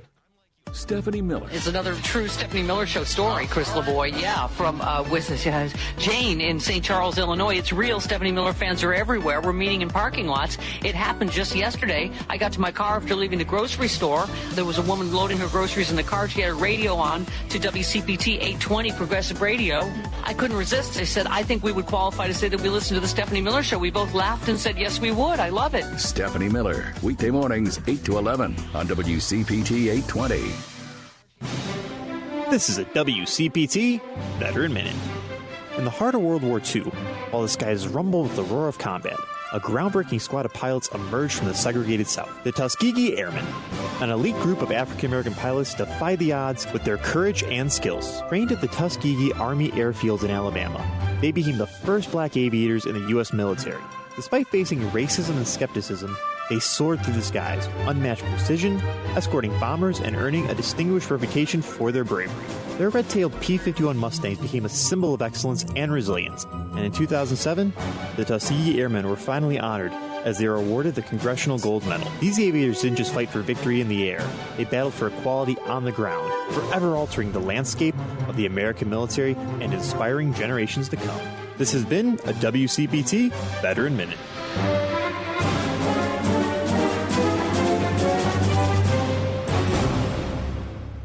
Alexa, play WCPT. WCPT from TuneIn. Joan Esposito, live, local, and progressive. Filling in today for Joan, political science professor at North Central College, author and podcaster William Muck. Welcome back to WCPT. We've got phone lines open for another 15 minutes as we sort of talk through all of the things we've referenced thus far. And we've got Paul from Seattle who wants to talk about Antifa. Hey, Paul, welcome back to WCPT. Always fun to chat with you. Oh, thank you, Professor William. Yeah, just a comment on the remark that the general made. Donald Trump did not say that he hates his enemies. He said he hates his opponents. Yes. Which is that's a big difference. A more important distinction there. Yes. Yeah. Yeah. Well, and that's why he said. But this Antifa, this is out of control because this is so funny. The first I heard of this, I remember in 2017. I think it was the day after the Unite the Right rally in Charlottesville, Virginia, and Rush Limbaugh saying, "You know who this is? This is Antifa who started all this trouble." And I laughed out loud, and I thought, "Are you kidding me? Yeah, you're dragging this word out of the annals of history." Yes. And then he said this. He said, "Do you know what Antifa does? They've thrown Catholic priests off cliffs." And that's when I really roared because I said, "No, that happened in Hemingway in For Whom the Bell Tolls. That was a novel. That was a chapter of a novel. I mean, no." He's confusing his history and his fiction. Well, I mean, horrible things happened in the Spanish Civil War on both sides. I'll grant you, but to say, and I said, they're digging this out of, and that's when I realized there has been I challenge anybody. Look on the internet for a news reference about Antifa prior to August 12th of 2017. Right. That's when they decided to make that up. Is we're going to use this, and we're going to create this as the new boogeyman. Yeah. And I'm listening to Christy Noem, and of course listening to this. I'm sorry that I have a nose for political crap because it really smells. But when she said, look what she said. She said, "We have apprehended the girlfriend of Antifa." None of them apparently have any names because if this is a real terrorist organization, we would think we would know the name of the founder and where we think this person is. Right. This is such. Yeah, your point. It's laughable if it wasn't so serious, right? When I was watching initially the clips of his Antifa roundtable, I said this is a joke. But then what you saw is afterwards, they all went out and they're producing these very slick and ominous videos talking about the danger of Antifa. They're bringing people in. One of the people in this video from the White House talked about, she's from Seattle and she sees Antifa all the time. Paul, you're in Seattle. How often are you seeing the Antifa? I think I might even know who that is. Well, I think if you see homeless people, then they just call that's Antifa. Yeah. But exactly. Yeah, that's who they're saying. Homeless. And then as they were playing that, and the funders, and I was actually making a mental list. And I was hitting them before they even said it. Yeah, okay. I said, George Soros, he'll be first. Yep. And then Act Blue. And I went, wait a minute. That makes me a terrorist funder because I contributed that. I mean, are they going to be at my door? This is really super dangerous because of the fact that, as I said, Donald Trump said he hates his opponent. And that makes me his opponent. And that means he'll, with the power that is the unchecked and unfettered power that this nutcase has in the office which he holds, means that he will do, I don't say almost anything, he will do anything. Absolutely. Nothing is beneath that. Nothing is beneath that, man. And so far, he has proved me right. I have never been proved wrong when I would say, there's nothing that's beneath Donald Trump. I've never been proved wrong. That's my Charlie Kirk reference, by the way. I've never been proved wrong. I mean, his reference. I mean, in some ways, the Mike Johnson comments were even more disturbing because you're right. I get that from Trump. He's going to do everything. He's going to manufacture threats. But when Mike Johnson comes out and says, basically, the No Kings, the indivisible rallies across the country, but also specifically in D.C., it's basically like fans of Antifa. It's pro-Hamas people. It's people who hate America. They talk a lot about danger. That's dangerous rhetoric. You're telling people that these terrorists are gathering in D.C. That is certainly an opportunity to incite violence. And he should be better. He should apologize. He won't. But it does. It strikes me that there are no limits to what they will argue if it's to their political advantage, despite the fact that this could actually cause real harm to people in the country. Yeah, well, I just close by saying I don't know, and this is saying something. I don't know that I've seen a smarmier slime ball than Mike Johnson. I mean, he really does take the cake, so to speak. I can't. Yeah, that's a good way to wrap up. Thanks so much, Paul. I really appreciate your perspective. And again, stay safe in Seattle. Watch out for the Antifa. All right. Well, actually, we've got Ed in Palos Park who also wants to talk about Antifa. Ed, welcome to the show. Good to chat with you again.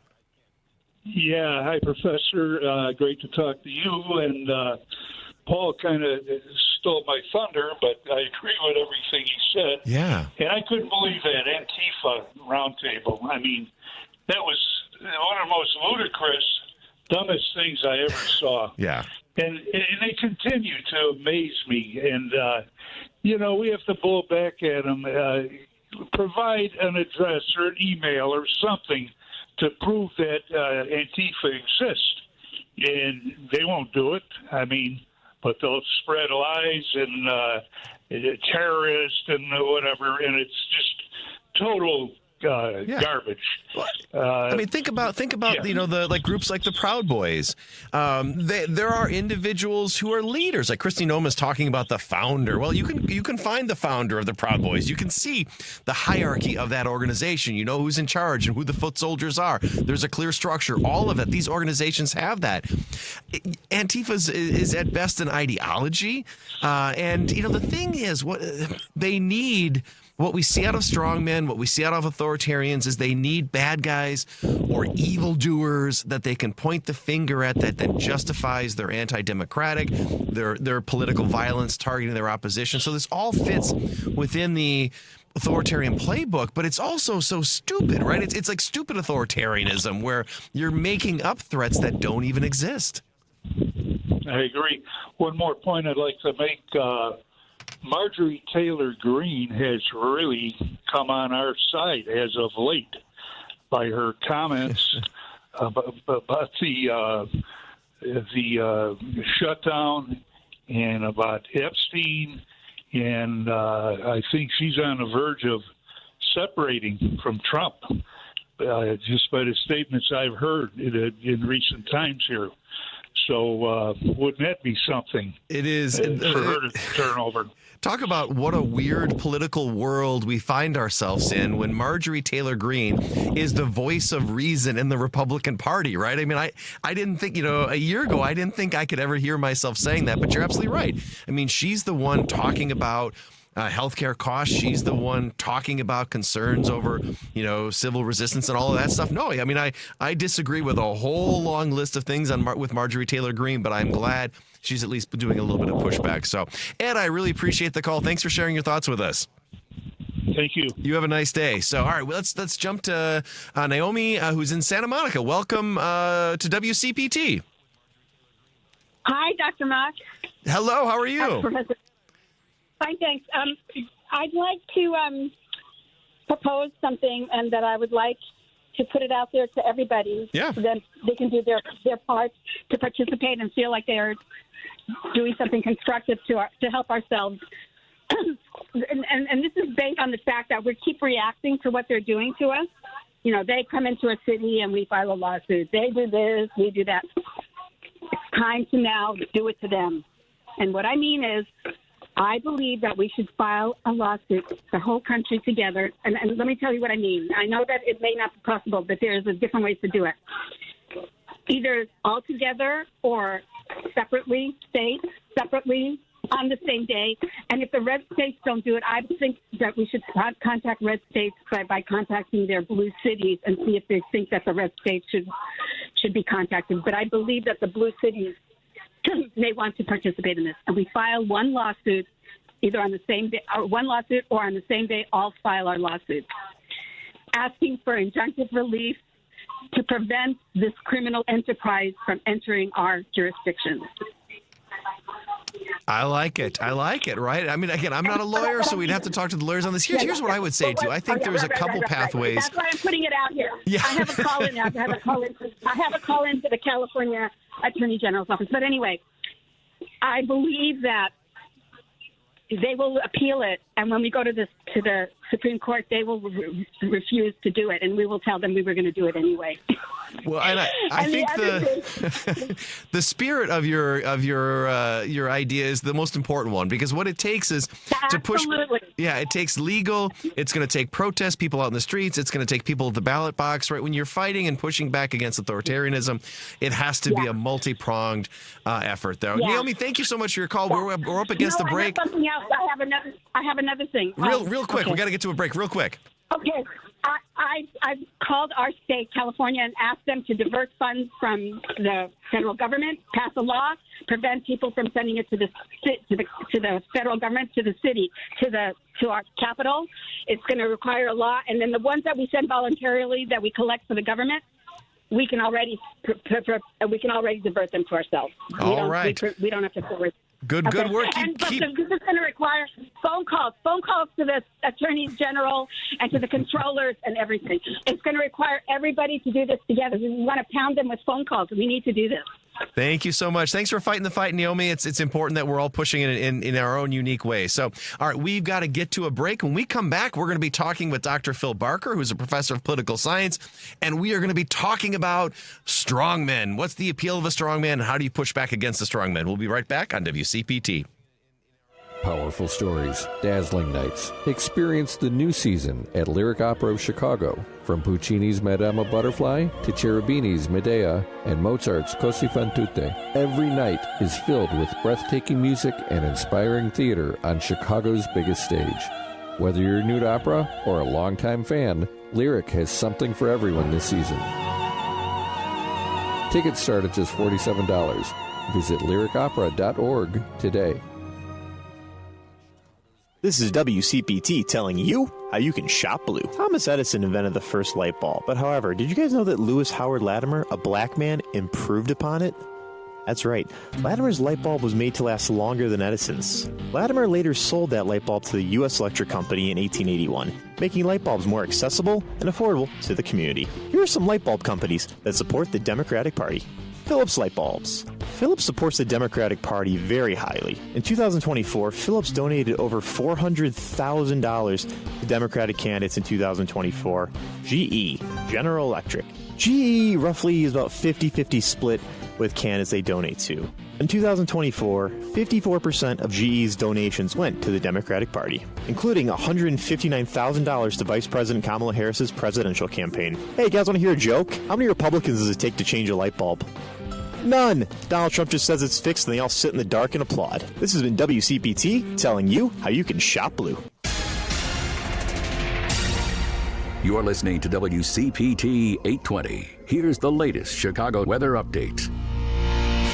I'm meteorologist Ray Miller from the Weatherology Weather Center. A few showers possible early tonight, otherwise partly cloudy with a low of 54. Winds out of the northwest at 10 to 20 miles an hour. Saturday, we'll see a couple of showers with a high temperature of 64 degrees and northeast winds at 5 to 10. Sunday, sunshine with a high temperature of 68. Monday, we'll see partly sunny skies, high of 71. Tuesday, sunny and a high temperature of 66 degrees. That's the latest Chicago weather update. Right now, it's 66. This is Chicago's Progressive Talk, 820 AM, WCPT Willow Springs, and online at WCPT820.com, where facts matter. Joan Esposito, live, local, and progressive. Filling in today for Joan, political science professor at North Central College, author and podcaster, William Muck. Because that's how we roll. Welcome back to WCPT. We're going to have a conversation with Phil Barker in just a second. But before we do, let me remind everybody that the Thom Hartmann book signing event at Max and Benny's in Northbrook is now sold out. If you've reserved your seats and are planning to attend, WCTV will be there to welcome you in as early as 6 p.m. for the 7 o'clock event. Tickets for the October 15th Labor Panel are still available, and we've announced a change of venue from 3 to 5 p.m. Wednesday, October 15th. Thom Hartmann and Richard Chu will be co-hosting the Labor Panel at Max and Benny's, not in Broadview as previously scheduled. If you can't make it out to the Labor Panel, be sure to tune in to WCPT next Wednesday between 3 and 5. That's going to be a really exciting event. So we are now being joined by one of my most favorite people, Dr. Phil Barker. Phil is a professor of political science at Keene State College out in New Hampshire. Many of our listeners will certainly recognize him. He specializes in international and comparative politics with research looking at religion and the role religion plays in shaping political identity. He also has the honor of being my co-host on our weekly podcast called The Politics Lab. Welcome back, Phil. It's always fun to chat with you. Thanks for having me, Bill. I always like being here. Yeah. Okay. So the reason I got you on today is I want to talk about the appeal of strongman politicians. You know, we find ourselves struggling in the United States with our own strongman. But when I look around the world, I see lots of strong men. So I guess the first question I have for you is, should we feel alone that the United States is, in this movement alone with a strong man, or are there parallels around the world and throughout history? Yeah, I mean, there's parallels all over the place. And right now we're seeing this, like you said, globally, there's this. I think that oftentimes the strongmen strangely sort of go hand in hand with populism. And that's what we're seeing a lot of around the world right now. Is the appeal of that strongmen who are using populist language and populist calls to gather support. There's something a little bit ironic about it, right? About the idea of like the elites are the problem, but let me be your elite. There's political scientists have pointed at this this broad global decline in democracy for a number of years now, but it seems like it's become especially apparent, especially clear in the last 5-10 years. What do you? I want to talk a little bit about the appeal of the strongman, right? And we tend to see them. They tap into something primal, right? This idea, a sense of belonging. All of these guys, and again, we should talk about this. They're always men, right? They're talking about this element of tribalism. They're talking about an era that was always great. Whether we're talking about Viktor Orban in Hungary or Donald Trump in the United States, it's always about make America great again. We're pointing back. Talk to me about the appeal of somebody with that type of message, right? Tapping into this sort of primal sense of belonging. I think that's that element that I think there's something, the flip side of strength is sort of weakness or fear. And I feel like there's a lot of times the desire for a strong man comes out of a sense of weakness or of some sort of fear of what's happening to you or the people around you. So oftentimes I think you see groups of people who are feeling in some way threatened, and they see in a strong man someone who can sort of protect them, right? And challenge, undo, put in the place the elements that are in some way frightening or challenging. I think what we see, there's been a lot of research, a lot of political scientists. You and I have talked about this, on the podcast too, that I think right now we live in a world that there is a tremendous amount of uncertainty, right? The world is very globalized. Like the things are different than they've ever been before. Populations are moving, economies are changing, and all of that is really unsettling. And I think what you see is some backlash against that, particularly from groups who have been in privileged positions in the past, right? And so I think you see someone, I don't know, if you feel like you're losing control of your life, it's appealing to reach out to someone who claims that they can fix it. They can protect you. They can sort of bring back the way things were in the past. And I think we live in a world right now where a lot of people are feeling that way because of, again, changing global dynamics economically, politically, all of that stuff. That's such an important point, right? Thinking about the change. I mean, change brought about by globalization. We're much more interconnected. That economic system system has also led to demographic change. We think about the United States. We are a much more diverse party. And there's a segment of the population that fears that change, right? That especially as you think about, certain segments, white America, white men in America, right? They're seeing their world change, and that's not always so exciting, right? So when somebody comes along like a Donald Trump who says, I will protect you, I will protect your way of life, even if it means I use, the necessity to use violence, I will keep you safe from all of this demographic and economic and political and social and cultural change. I'll take you back to a simpler time when you were in charge, right? It really is. Is that sort of simple, right? Yeah, I think so. And I think there's lots of research on, war, like you mentioned violence, right? Like there's a lot of research on violence sort of at the individual level, which is empowering, right? Yeah. Fighting a war makes you feel like you're taking control of your own life, your own destiny. And obviously we're not, if we're looking at the United States, we're not in a war right now, but there's this very obvious shift towards both violence and this, you see people who are kind of taking things into their own hands. I think all of that, again, provides someone, I'm not a psychologist, but it feels like that provides someone some sense of control in a world that I think for a lot of people feels increasingly out of their control. And then part of that, right, when the strongman comes along is thinking about the role of history and then also needing a bad guy, right? We see this, whether we're talking about Vladimir Putin in Russia or Viktor Orban or Hugo Chavez, formerly in Venezuela, they all wanted to kind of rewrite history, re-mythologize their own history to make it seem as if there was this golden age, kind of to rewriting that history so that those who feel threatened are once again in a privileged position. But you also have to have a bad guy. Phil, why is it so important to have a bad guy, evildoers that you can blame for all of this? Well, this provides having a common enemy provides unity, right? It does a number of things. I think it gives you, when you're trying to sort of mobilize a group of people, it helps unify that group of people. But I also think when you have an enemy or some other, especially if you can cast that other in very kind of black and white, good and evil, they're the problem sort of ways, it provides a lot of leeway for your own actions, right? Yeah. It justifies so much of what you do. So you look at what Donald Trump's doing, right? And if he can cast, you and I were talking this week on our podcast about what he's trying to do in Portland, right? If you can cast Antifa as the same thing as Hezbollah, then of course you're justified in using force, in expanding presidential power, in cracking down on Americans. So a lot of it, I feel like, it's the narrative. It helps unify people, but even more than that, it helps to justify the stuff that allows you to become the strong man. Because you're fighting for something grand, right? You are, if you're from, Stephen Miller's telling, like, this is a grand fight to preserve Western civilization. And you can either get in the fight or, be against the good guys, right? There is that sort of tying history and good versus evil.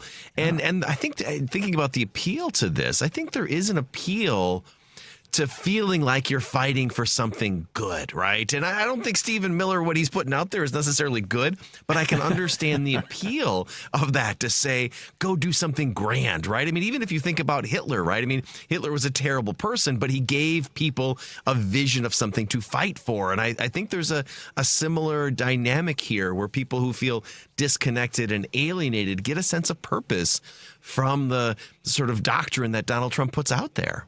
It gives your life meaning. There's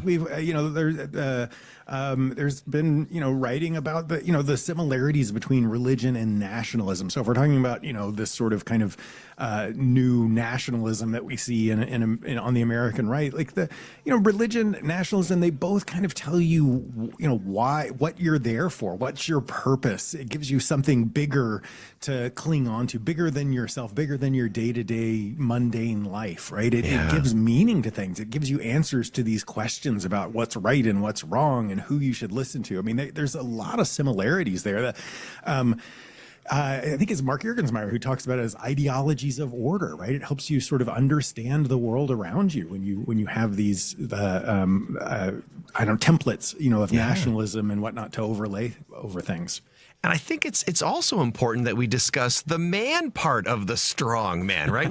This is something that it's sort of obvious, but when you think about strong men, it is literally men throughout history that have done this. And there is something about that machismo, and even Donald Trump, who is like not at all in shape, but people perceive him to be strong and powerful, right? It's kind of a weird thing because Trump does not, he's overweight. I don't know. There's a lot of things that one might not say. This guy doesn't look particularly strong, but that perception is of him as this strong, virile man. Yeah, well, and I think there's nothing that upsets him more than any sort of indication that he isn't. That's a good point. Some way. I mean, this is we've talked about this as well. That I think if you really want to take on Donald Trump, we've talked about the role of humor in that. Like, I think anything that sort of takes the veneer off of that, sort of image of strength or vitality or whatever is kind of what undermines this strongman image. It is really, it's remarkable. And I think oftentimes it's, the people who fall into these strongman roles are, typically sort of flawed, weak people, right? That feel the need to prove themselves in some way. There was this, joke when you think about, I think it was, like Middle Eastern dictators are always dyeing their hair or, because they have to look young. And Donald Trump, we see the same thing, right? He's always dyeing his hair. He's making himself orange, right? And apparently orange is stronger than whatever color he is underneath the orange. All of these things are done to project an image of strength and power. And that's important because you're right. If you don't look at the strong man as weak, and this is sort of interesting, and maybe we can talk about this after the break, if he's perceived to be weak, that's one way to undermine the power of a strong man. Yes, for sure. Yeah, I think that's been, you see this. It's one of the things that you see some of the biggest pushback against. You see in China, right? Yeah. Where like the pushback against for a while it was the people who were comparing Xi to Winnie the Pooh. Winnie the Pooh, right? It was like unacceptable, yes. Right? So anything that gets at that sort of sense of someone as larger than life or immortal or whatever is flawed. Yeah, it really is. As we're talking, it's interesting to think about like the strongman.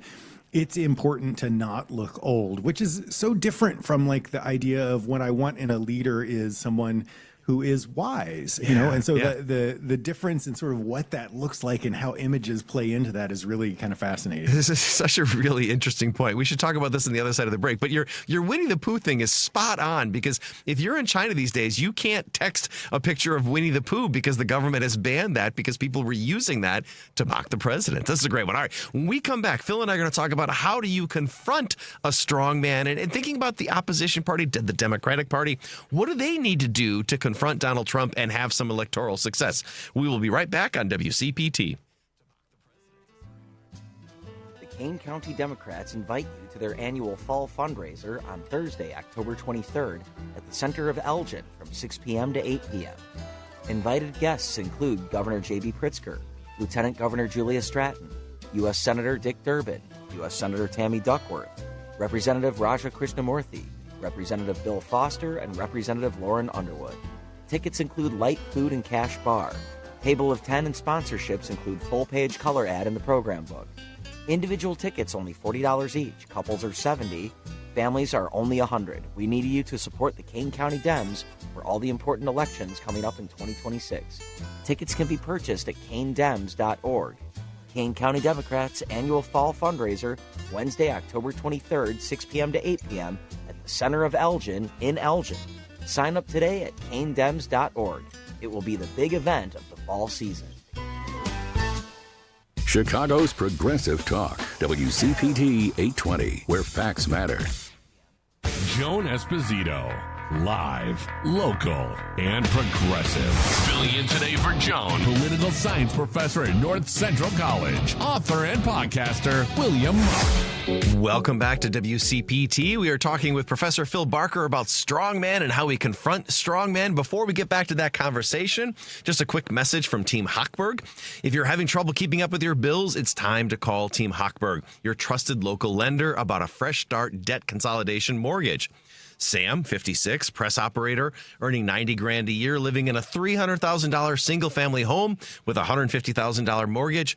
Despite having equity in his home, Sam missed his January mortgage payment, which dropped his credit score more than 60 points and prevented him from refinancing until February of next year. If Sam called Team Hochberg in December, they could have helped him pay off his debt, avoid missing his mortgage payment, and enhance his credit score.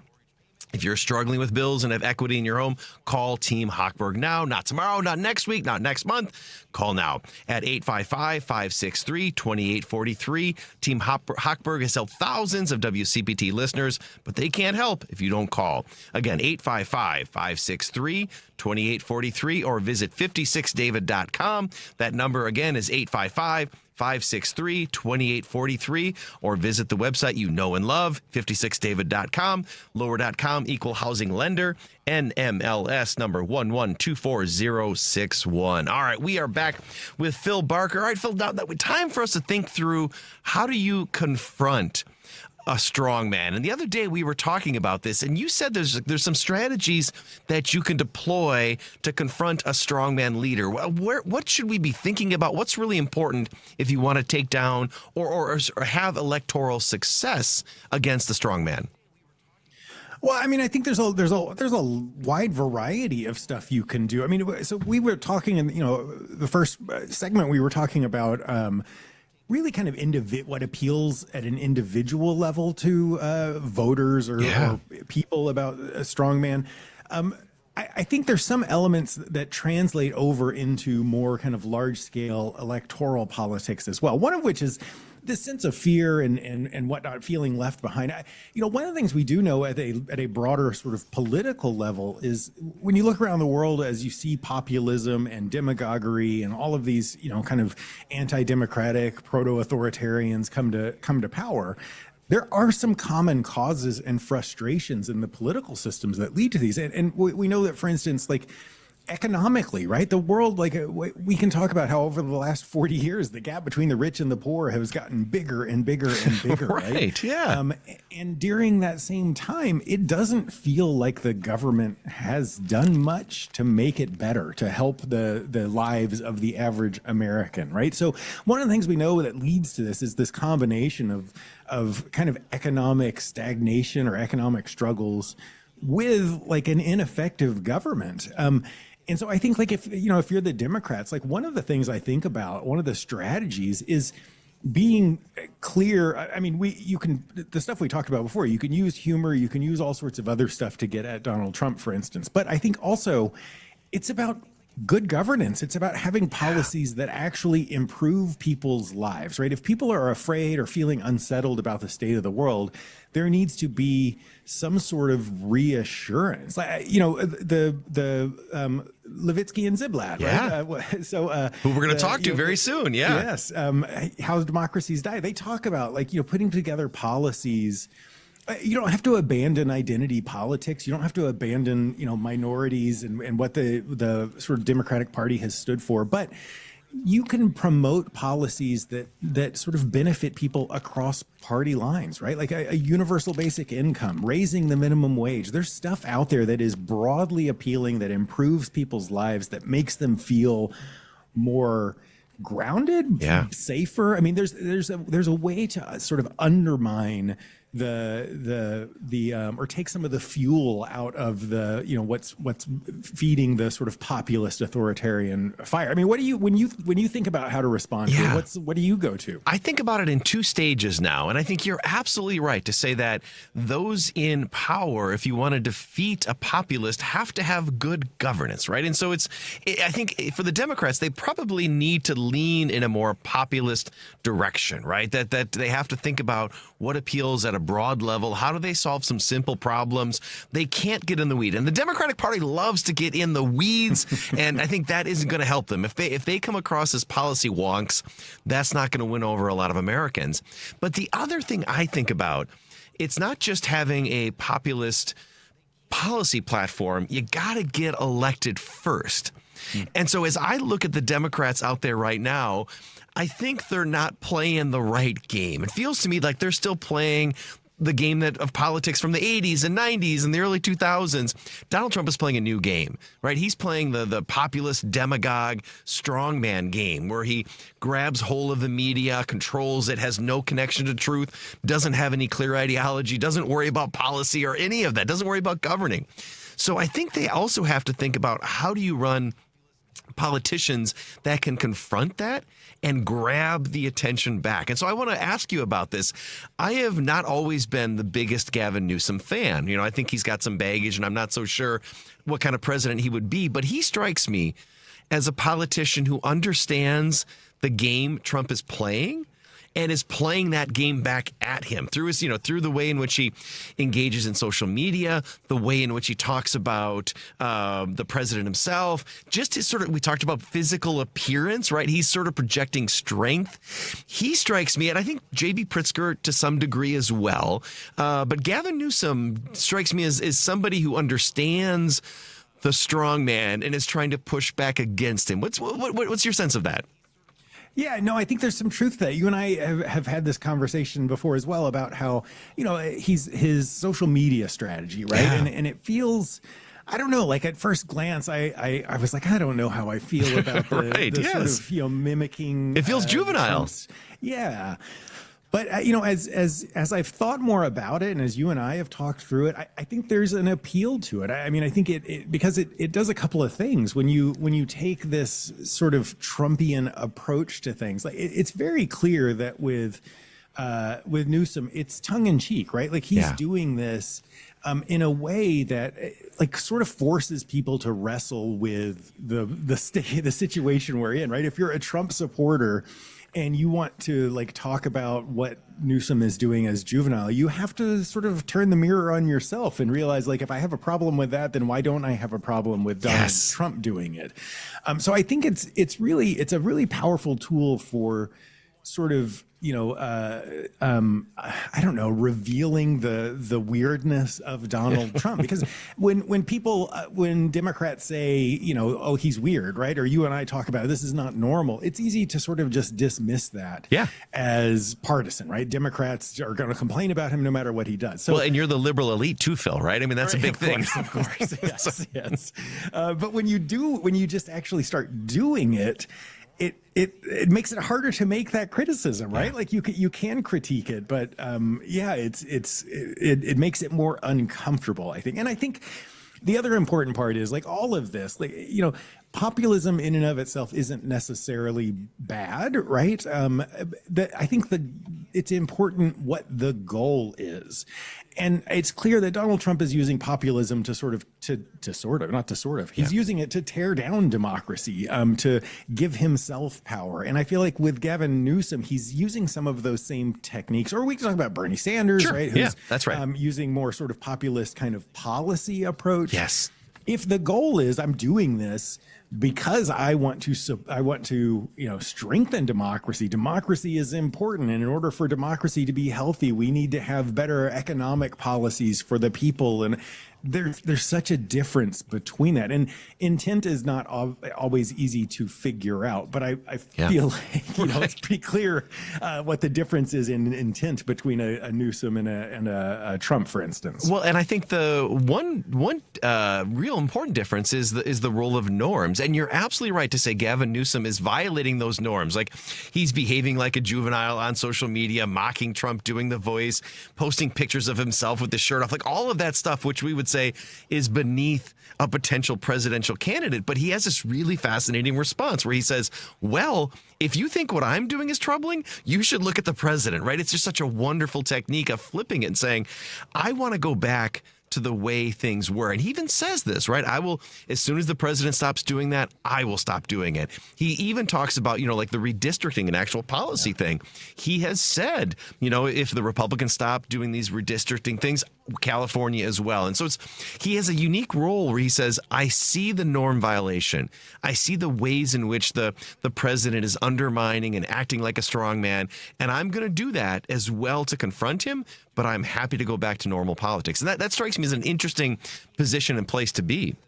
And a really important one. I mean, this is the challenge with like when you have one side who's willing to abandon all of the norms, if the Democrats just continue to bind themselves by the same rules, then it might make them just ineffective in dealing with somebody who doesn't care about the rules, right? It's like the person who cheats is going to win if one person is always playing by the rules and the other is always abandoning the rules. But the key is, if the approach is, if the Republicans aren't going to play by the rules, then we aren't either, and that's the end of it, then you're just contributing to Democratic breakdown, right? Like that's if we are basically, if Democrats just say we're not going to play by the rules anymore either, then we're left with nothing. So I think that, like you're saying, what Newsom is saying and the redistricting stuff is the perfect example, which is to say, I'm only doing this because of what the Republicans are doing. And I am more than happy to go back to the way we used to do things. As soon as you are willing to do that, I'm on board. That's so critical, I think. It is really important. And this is something with our next guest we can talk more about, because we're going to take a quick break. But when we come back, Phil Barker is going to stick around. So our audience is going to love you. You're going to get more Barker, but we're going to be joined by Stephen Levitsky, who's a professor at Harvard. And again, one of the leading scholars on democracy and democratic decline. Really important conversation coming up right after this break on WCPT.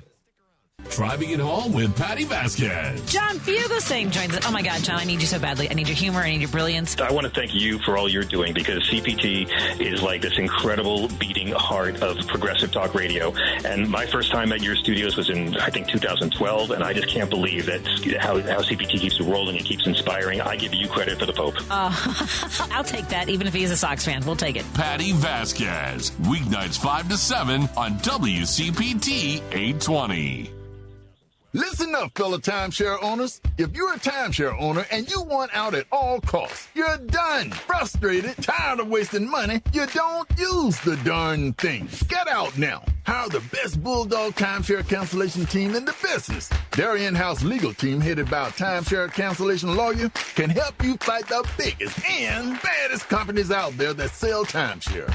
At some point, you were using your timeshare, but now you're not, and you're tired of wasting money. Before you go to the poorhouse, call right now and learn how you can stop the maintenance fees and put more money back in your pocket. Their services cost you a lot less than you think, and you'll save a lot of money over time. Call the Timeshare Exit Hotline now. It's a free consultation. 800-296-0150. 800-296-0150. 800-296-0150. That's 800-296-0150.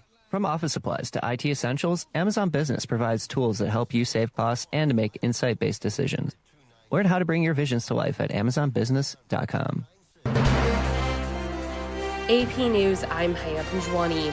Mass firings of federal workers have started. AP Washington correspondent Sagar Meghani reports. It's a sharp shift from past shutdowns, when federal workers who were furloughed went back to their jobs when the government reopened. But the administration's been threatening permanent layoffs to pressure Democrats into ending the shutdown. The president takes no pleasure in this. But just 4 days after House Speaker Mike Johnson spoke, the president said this week Democrats essentially gave him a gift with the shutdown, allowing him to remake the federal workforce through job and program cuts. If this keeps going on, it'll be substantial, and a lot of those jobs will never come back. Top Senate Democrat Chuck Schumer says the president and Budget Chief Russ Vought don't have to do this. They want to.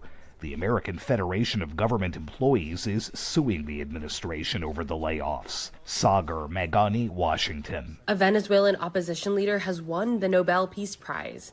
AP correspondent Ed Donahue. I am wordless, speechless. Maria Corina Machado is described by the Nobel Committee as a woman who keeps the flame of democracy burning in Venezuela amid a growing darkness. This is a movement. This is a achievement of a whole society. I am just, one person. President Trump had been jockeying to win the Peace Prize. Perhaps they'll find a reason not to give it to me. The White House says the Nobel Committee proved they place politics over peace. Jorgen Matney Friends with the committee was asked, why not Trump? This committee sits in a room filled with the portraits of all laureates, and that room is filled with both courage and integrity.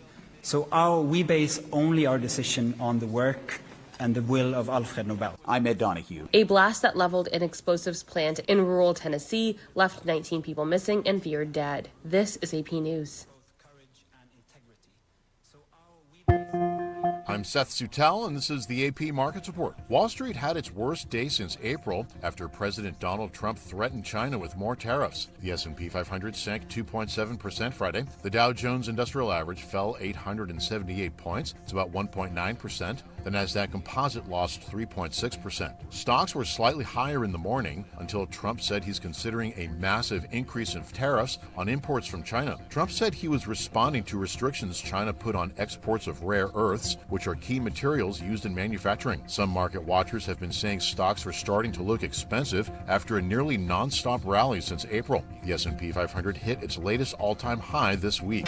Seth Sutel, New York. French President Emmanuel Macron reappointed Sébastien Lecornu as prime minister just days after his resignation to try again to form a government. More on this on apnews.com.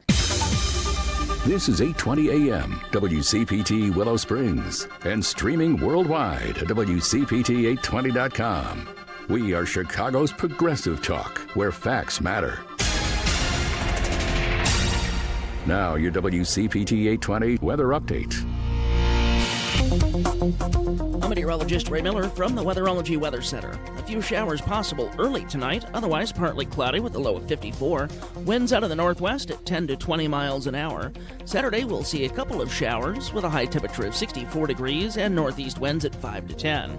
Sunday, sunshine with a high temperature of 68. Monday, we'll see partly sunny skies, high of 71. Tuesday, sunny and a high temperature of 66 degrees. That's the latest Chicago weather update. Right now, it's 66. Hey, where's Hal Sparks? I'm not sure where he is now, but I know where you can find him Saturdays at 11. He'll be right here on WCPT 820 for the Hal Sparks radio program, Mega Worldwide. Because facts matter. You're listening to WCPT 820. Joan Esposito, live, local, and progressive. Filling in today for Joan, political science professor at North Central College, author and podcaster, William Muck. Welcome back to WCPT. Professor of Political Science Phil Barker is stuck around. He's going to help chat with our next guest, who we are very excited about. We are joined by Stephen Levitsky, who is a professor of government at Harvard University and one of the leading scholars on democracy and authoritarianism. He's the co-author, along with Daniel Ziblatt, of the best-selling books How Democracies Die and Tyranny of the Minority, which examines how democratic systems can erode from within and what can be done to protect them. His research has shaped global conversations about the health of democracy in the United States and around the world.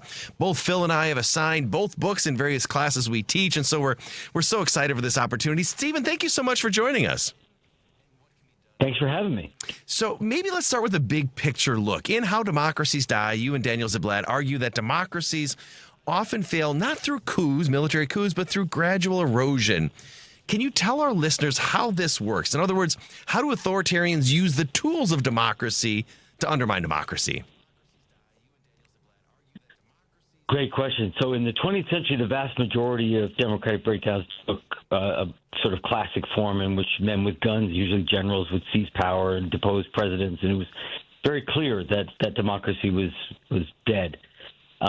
These days, coups are much more out of fashion in most parts of the world. And so it takes more subtle work to weaken and even destroy a democracy. So what elected leaders do is they try to use the very institutions of democracy to undermine it. So that may entail, in some cases, constitutional reforms where leaders can do it. That's not really on the table in the United States, but it was critical in Hungary, for example.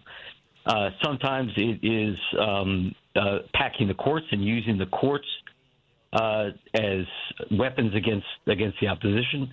And sometimes it's this thing that my colleague Mark Tushnet calls constitutional hardball, basically weaponizing the law, purging key government institutions like the FBI and the Justice Department and other key institutions, packing them with loyalists, and then using them as weapons against your rivals, all at least seemingly within the letter of the law. It's basically using the letter of the law or using loopholes in the law to undermine very intentionally the spirit of the law. And that's what we're seeing in the United States today.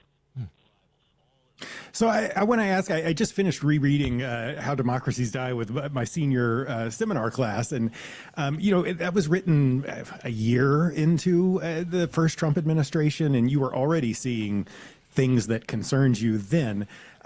Based on what you were just saying, at the first Trump administration, the guardrails of democracy held up in some cases better than others. But I'm wondering, now in this second administration, how do you, when you look at what's going on, how well are America's political institutions holding up in this second term, particularly in light of this, this notion of, constitutional hardball and democratic decline? Well, it's a mixed bag. I mean, overall, I would say not very well. I should begin by saying the United States has old and, for the most part, pretty robust institutions. We have federalism is very important. We have a bicameral legislature. We have an independent judiciary, and those things matter. And we've a long history of locally run, and at least in recent decades, pretty free and fair elections. And so this is not a country with weak institutions. It's harder, not impossible, but harder to break our institutions than it is in many new democracies in the world. That said, our institutions are weakening pretty quickly. I think the courts, for the most part, so far have held up reasonably well, although the Supreme Court has made more than a couple of decisions that I think will go down in history as being very, very, very consequential. Congress is historically one of the most powerful legislatures in the world, has folded up its tent. It's completely abdicated its role in oversight. So I would give a very low grade to Congress.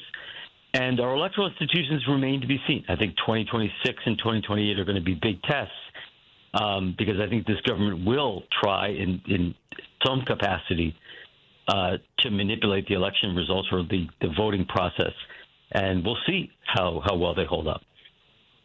You talked about these are more formal institutions. I'm curious about your thoughts on the kind of, I don't know if I'd call them informal, but institutions like the media, higher education, law firms. We get a lot of attention where Trump is targeting those, but even the public as a whole. How well do you think they've held up? Because I think you're absolutely right to suggest that Congress hasn't done anything, but we've also seen media outlets bending the knee. We've also seen higher education. You're at Harvard University. They're currently in a battle with the Trump administration. How are these informal institutions doing? I think pretty poorly. Yeah. I think that's been at least for me, has been the biggest surprise over the last 9 months. The United States has, relative to other cases of democratic backsliding or authoritarianism that I've studied, whether it's Venezuela or Hungary or Turkey or Russia or El Salvador, compared to those countries, we have a really strong civil society. We have a very big, very diverse, very wealthy private sector. We have powerful law firms. We have 1,700 private universities. We've got a big NGO sector. We have a very robust civil society. There's a lot of muscle out there in society.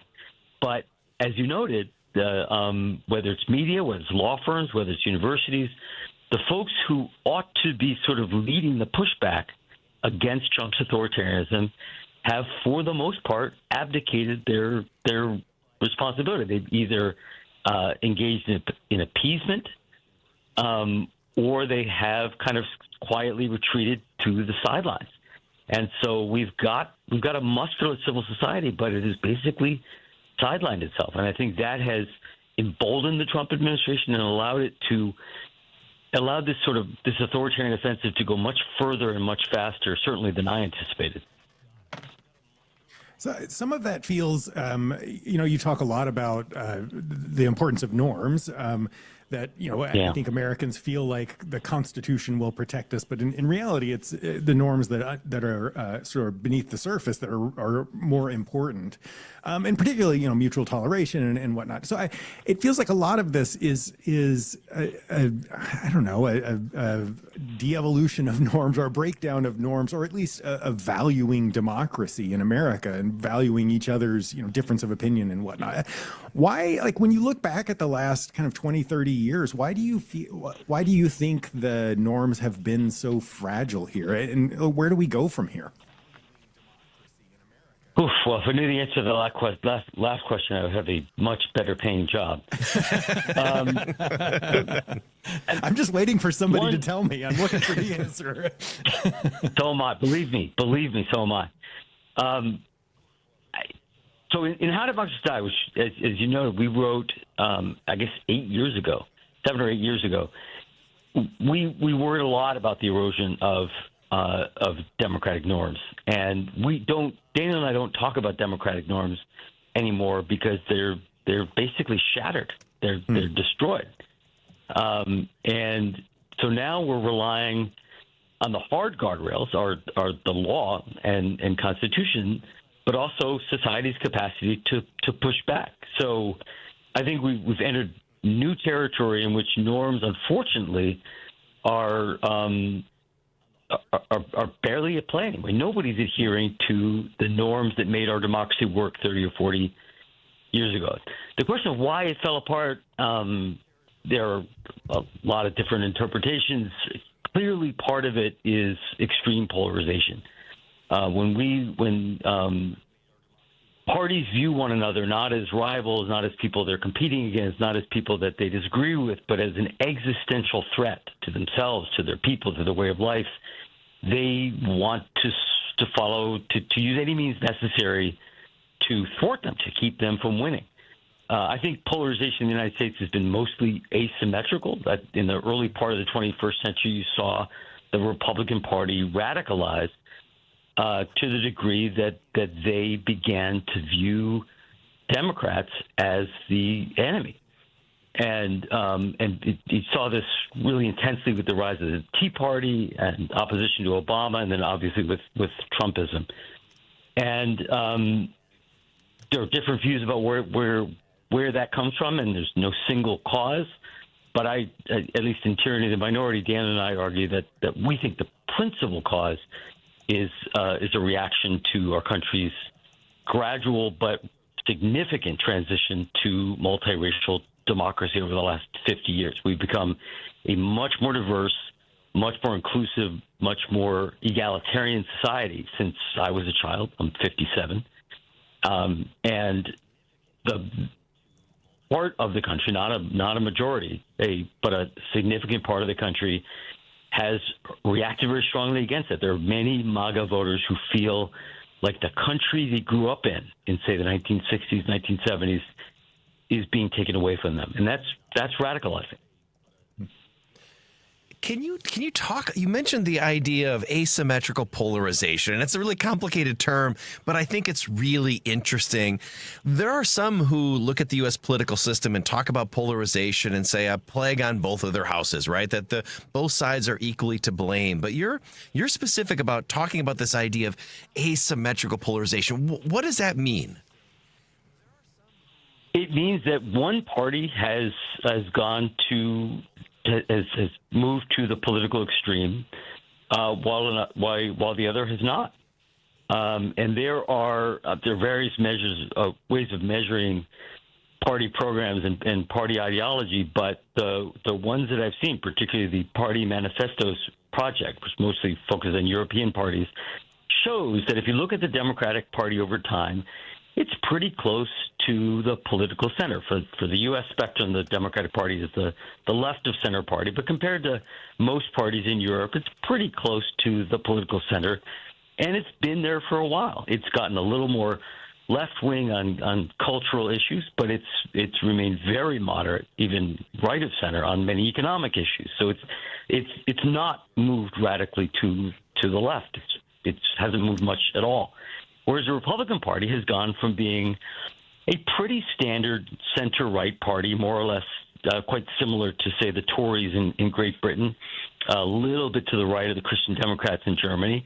It's gone from there. It's soared past traditional right-wing parties and is now in line with most far-right parties. In fact, is to the right of some far-right parties in Europe. So the Republican Party has moved from the center-right to the far-right. It is much more similar today to extreme far-right parties in Europe than it is to traditional conservative parties, which is why you see people like J.D. Vance going to Europe and cheering for the far-right. those are the allies. The Republican Party has become a far-right party. So, based on the last couple of questions that we've talked through this, I've been thinking a lot about. Well, Bill and I were even just talking about how does the Democratic Party respond? How do you support democratic norms in a situation like this, especially such deep partisan division, particularly with the conservatives the Republicans moving so far right. And I was going to ask you about the shutdown and the idea that in How Democracies Die, you talk about how it's important that the Democratic Party not abandon the norms, right? That they not sort of just give in to the same things that the Republicans are doing. But if you're saying that norms are out the window at this point, how do Democrats respond to a party that seems intent on walking away from democracy? How do you do that in a way that doesn't contribute to the degradation of democratic ideas and norms? Man, you're making me work this afternoon. These are tough questions. This is not an easy question. First of all, it's important to say it is always really hard for an opposition party facing a party that turns authoritarian in a democracy that's collapsing. When the government sort of moves in an authoritarian direction and it's a first mover, it's often very, very hard for a traditionally small d Democratic Party to respond. They weren't expecting it. They were trained to play a different game, and you often see oppositions to elected authoritarian governments struggling at first. It's very, very common. In fact, I can't think of a case where the opposition really got it together quickly. And so it shouldn't be surprising that Democrats are struggling to find their footing. Secondly, in How Democracies Die, when democratic norms were threatened and were eroding but were still in place, we argued very strongly that it was important to sustain those norms, that those norms are very valuable, that democracy can't work without them, and that Democrats ought to do everything possible to preserve them and not be quick to sort of reciprocate with hardball politics. I've had to change my view. First of all, when the norms get broken, and secondly, when you were facing an imminent authoritarian threat the way we are today, I think it is important to push back with force and not violence. Legally, peacefully, but forcefully, and that unfortunately, because it's costly. They're using hardball tactics will accelerate the collapse of our norms. It's costly to do that. But at some point, you're left with few options. And we are seeing our democratic institutions erode very, very quickly. And, the best example of this, I think, is with gerrymandering. There was an overt, very explicit effort to hang on to power in the House of Representatives, even if the Republicans, as expected, lose the popular vote in the House, lose more votes in the House. They want to try Trump or the Texas legislature, in effect, to give him 5 additional seats, which made it entirely possible that the Republicans would lose the election but retain control of the House. And if that does happen, it could have enormous consequences for the future of our democracy. And so I don't love seeing California Democrats mobilize in response, but I think it was the right thing to do. Mm-hmm. I think we're at a point where the threat is so great that Democrats have to respond with a degree of hardball. They should always use hardball tactics with great caution as a sort of last measure, but they cannot possibly rule it out. One of the critiques of liberals in Europe in the 1930s, in the 1920s and 1930s, is that they continued playing nice at a time when fascists were emerging and using violence and threats and abuse to seize power. And so it's, I say this very reluctantly, but the opposition to authoritarians has to think about putting the gloves on sometimes, or I guess taking the gloves off sometimes, being ready to fight. But not with violence. Yeah, that's a humbling position to be in. So, you and your colleagues have coined and embraced the term competitive authoritarianism to describe the American political system. I'm guessing that was probably not an easy thing to come to that conclusion, but can you talk about why you believe that the United States is operating as something that is no longer a fully functioning liberal democracy, but better described as competitive authoritarianism? What brought about that shift? Sure. Well, a tiny bit of backstory. Luke and Wei and I came up with that concept almost 25 years ago. We first published a piece on competitive authoritarianism in 2002. We published a book on competitive authoritarianism in 2010. And it was used to describe countries like Venezuela and a number of post-Soviet countries and African countries, a few Eastern European countries.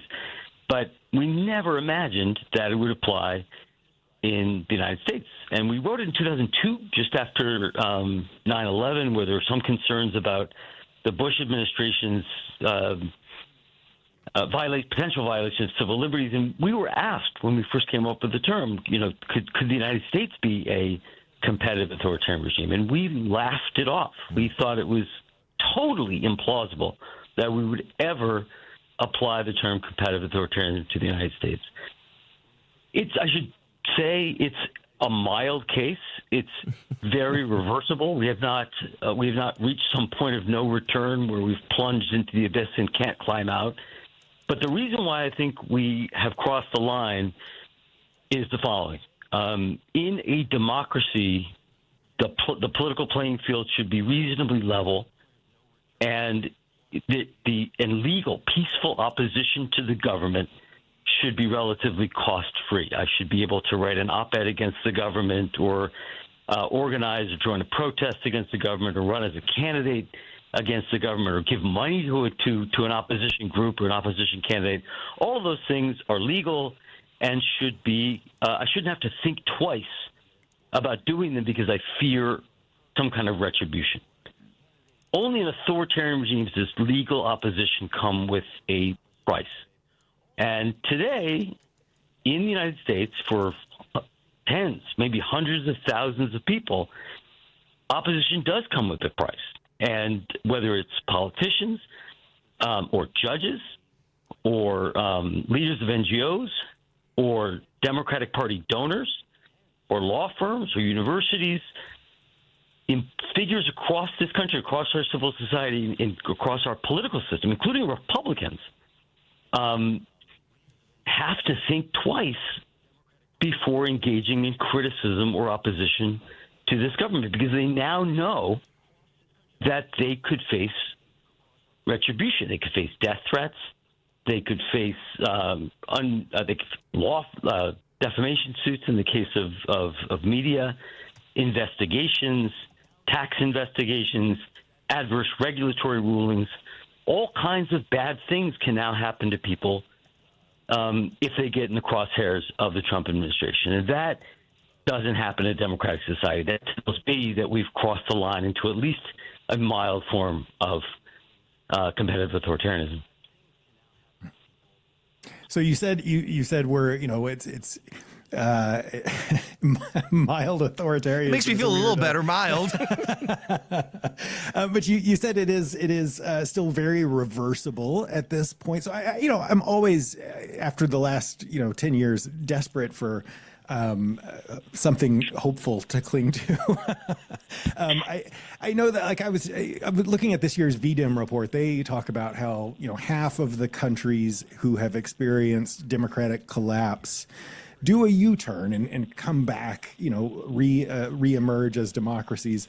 I mean, the glass half empty side of that is half of them don't. But when you look at those that do, what are the sorts of things, like why are some countries better at turning this around than others, and what lessons can we take from that as Americans if we're looking to stop this descent? I think the U.S. has all of the raw materials for a successful U-turn. None of that guarantees anything, but I would start with two things.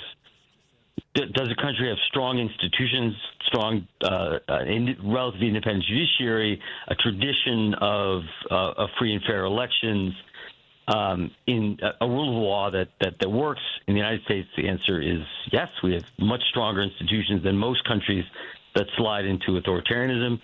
And the other thing is the strength of civil society, the balance of power, the balance of resources between the government and society and the opposition is critical. And in poorer countries, or in oil-producing countries, or in a number of ex-communist countries like Russia, the vast bulk of the resources in society are controlled or at least accessible to the government. And that leaves civil society really weak. That's not the case in the United States. In the United States, we have a very, very wealthy, well-organized society. And so we've got the institutions and the muscle relative to almost any other authoritarian regime to carry out a U-turn. I think the closest, the best comparison is probably Poland, which is also a pretty wealthy democracy that had about 10 years of mild authoritarianism and elected their way back into democracy in 2023. And I think there's a good chance, again, no guarantee, but there's certainly a fighting chance that through the 26 and 28 elections, we can throw these guys out of power. That actually makes me feel a little bit of good, right? Mild versus a spicy case of competitive authoritarianism. So, well, we want to thank you for joining. Go ahead. Sure. I'm just saying it's been a lot worse than I anticipated. So I've been proven overly optimistic by events in the last 9 months. So take everything I say with a grain of salt. fair authoritarianism is the optimistic version. Yes. Well, we want to thank you for joining us and helping us think through these uncertain democratic times. We've been talking with Stephen Levitsky, professor of government at Harvard University and co-author of the best-selling books, How Democracies Die and Tyranny of the Minority. Thank you so much, Stephen. We appreciate your time. Thank you. It's been a pleasure, guys. Have a good weekend. We are also saying goodbye to Professor Phil Barker. Phil, as always, thank you for taking the time to be with us. I learned so much from you. I talk to you all the time, but I'm still learning from you. It's always fun to think things out together. And when you have a guest like Stephen Levitsky, man, it's what a great opportunity. Really, really insightful. So, all right. Well, thank you again, Phil. We are going to take a short break, and we will come back. When we come back, we're going to be talking with constitutional law expert Garrett Epps. We'll be right back in just a minute. Still struggling with gas, bloat, constipation, nausea, or diarrhea? Have you tried eliminating foods but felt no change? It's time to call the tummy whisperer, Renee Barish, at Digestive Health Solutions. Renee uses targeted testing to reveal exactly what's happening in your gut. Gut bacteria plays a key role in all your body functions, from cardiovascular regulation to brain function. When the gut is imbalanced, you may experience symptoms that extend beyond the gut, such as anxiety, skin issues, poor sleep, or increased risk for disease. Digestive Health Solution uses advanced testing to identify harmful microbes and evaluate the overall balance of the gut ecosystem. Get insights into your health, digestion, and how your microbiome affects all aspects of your body. Stop suffering. Call Renee now at 847-207-2034 or visit thetummywhisperer.com. That number is 847-207-2034. Let's get you feeling better. The Tummy Whisperer. For nearly 2,000 severely injured veterans, everyday life has become filled with barriers. So we build specially adapted homes at Homes for Our Troops. And thanks to our donors and supporters, this life-changing gift of freedom is provided mortgage-free to these veterans. But we need you to join us, too, in completing this important mission. Please visit hfotusa.org and help build homes and rebuild lives.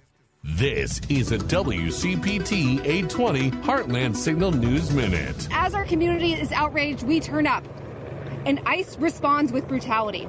That's Kat Abu-Ghazaleh, candidate for Congress in the 9th District of Illinois, speaking at an October 3rd press conference near the Broadview Immigration and Customs Enforcement Processing Center, which has become a de facto detention center. Republicans have described Chicago as a war zone. They are obviously wrong.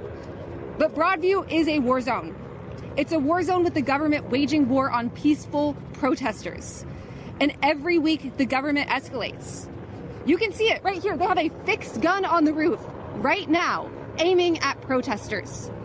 This is one-sided violence, one-sided escalation that began with mass secret police coming into our community and disappearing our neighbors. And it will get worse. For WCPT 820 and Heartland Signal, I'm Andy Miles. Hear the CNBC business updates each weekday at 9:30, 12:30, and 4:30. Now your WCPT 820 Chicago weather update. I'm meteorologist Ray Miller from the Weatherology Weather Center. A few showers possible early tonight, otherwise partly cloudy with a low of 54. Winds out of the northwest at 10 to 20 miles an hour. Saturday, we'll see a couple of showers with a high temperature of 64 degrees and northeast winds at 5 to 10. Sunday, sunshine with a high temperature of 68. Monday, we'll see partly sunny skies, high of 71. Tuesday, sunny and a high temperature of 66 degrees. That's the latest Chicago weather update. Right now, it's 67. This is Chicago's Progressive Talk, 820 AM, WCPT Willow Springs, and online at WCPT820.com, where facts matter. Joan Esposito. Live, local, and progressive. Filling in today for Joan, political science professor at North Central College, author and podcaster, William Muck. Welcome back to WCPT. Before we get to our next guest, let me just remind everybody that the Thom Hartmann book signing event at Max and Benny's in Northbrook is now sold out. If you've reserved your seat and are planning to attend, WCPT will be there to welcome you in as early as 6 p.m. for the 7 o'clock event. Tickets for the October 15th Labor Panel are still available, and we've announced a change of venue. From 3 to 5 p.m. Wednesday, October 15th, Thom Hartmann and Richard Chu will be co-hosting the Labor Panel at Max and Benny's, not in Broadview, as previously scheduled. If you can make it out, if you can't make it out, the Labor Panel, be sure to tune in WCPT next Wednesday between 3 and 5. So we are excited and honored by our next guest, Garrett Epps. He is a nationally renowned constitutional scholar and professor of practice at the University of Oregon School of Law. He's also a podcaster and a journalist. For 10 years, he served as a Supreme Court correspondent for The Atlantic, and now he works with the Washington Monthly. His voice is invaluable as we attempt to think through the constitutional questions raised by the unprecedented political moment we currently find ourselves in. Thank you so much for joining us, Garrett. Hey, great to be here. Thanks for having me. Yes, absolutely. So we'll start big and then we'll sort of dive into the weeds as we go. But I'm just curious, as somebody who studied and observed the Supreme Court for years, what big picture observations or assessments are you making about this current court? What sort of things are popping into your head as you think about it? I think this court is profoundly destabilized. Mm-hmm. I'm not sure exactly why. I think that this began with the reversal of Roe versus Wade, and they are sailing into sort of uncharted waters and tend not to regard precedent as very significant. And secondly, and I think this has come out into the open in the last few weeks, there's a kind of guerrilla warfare going on between the Supreme Court and lower federal judges who are trying in good faith to apply the court's precedents and whose orders keep getting reversed by the court in one-line orders. And they don't know why. The court isn't explaining. And most important, the court is not sticking up for these judges. We had a judge in Portland, Judge Immergut, who decided against the administration, enjoined the administration from taking over 200 members of the Oregon National Guard and said they couldn't deploy them. And the White House and Stephen Miller came out and said this radical far-left judge is engaged in legal insurrection, whatever that is. It's not really a thing, but right.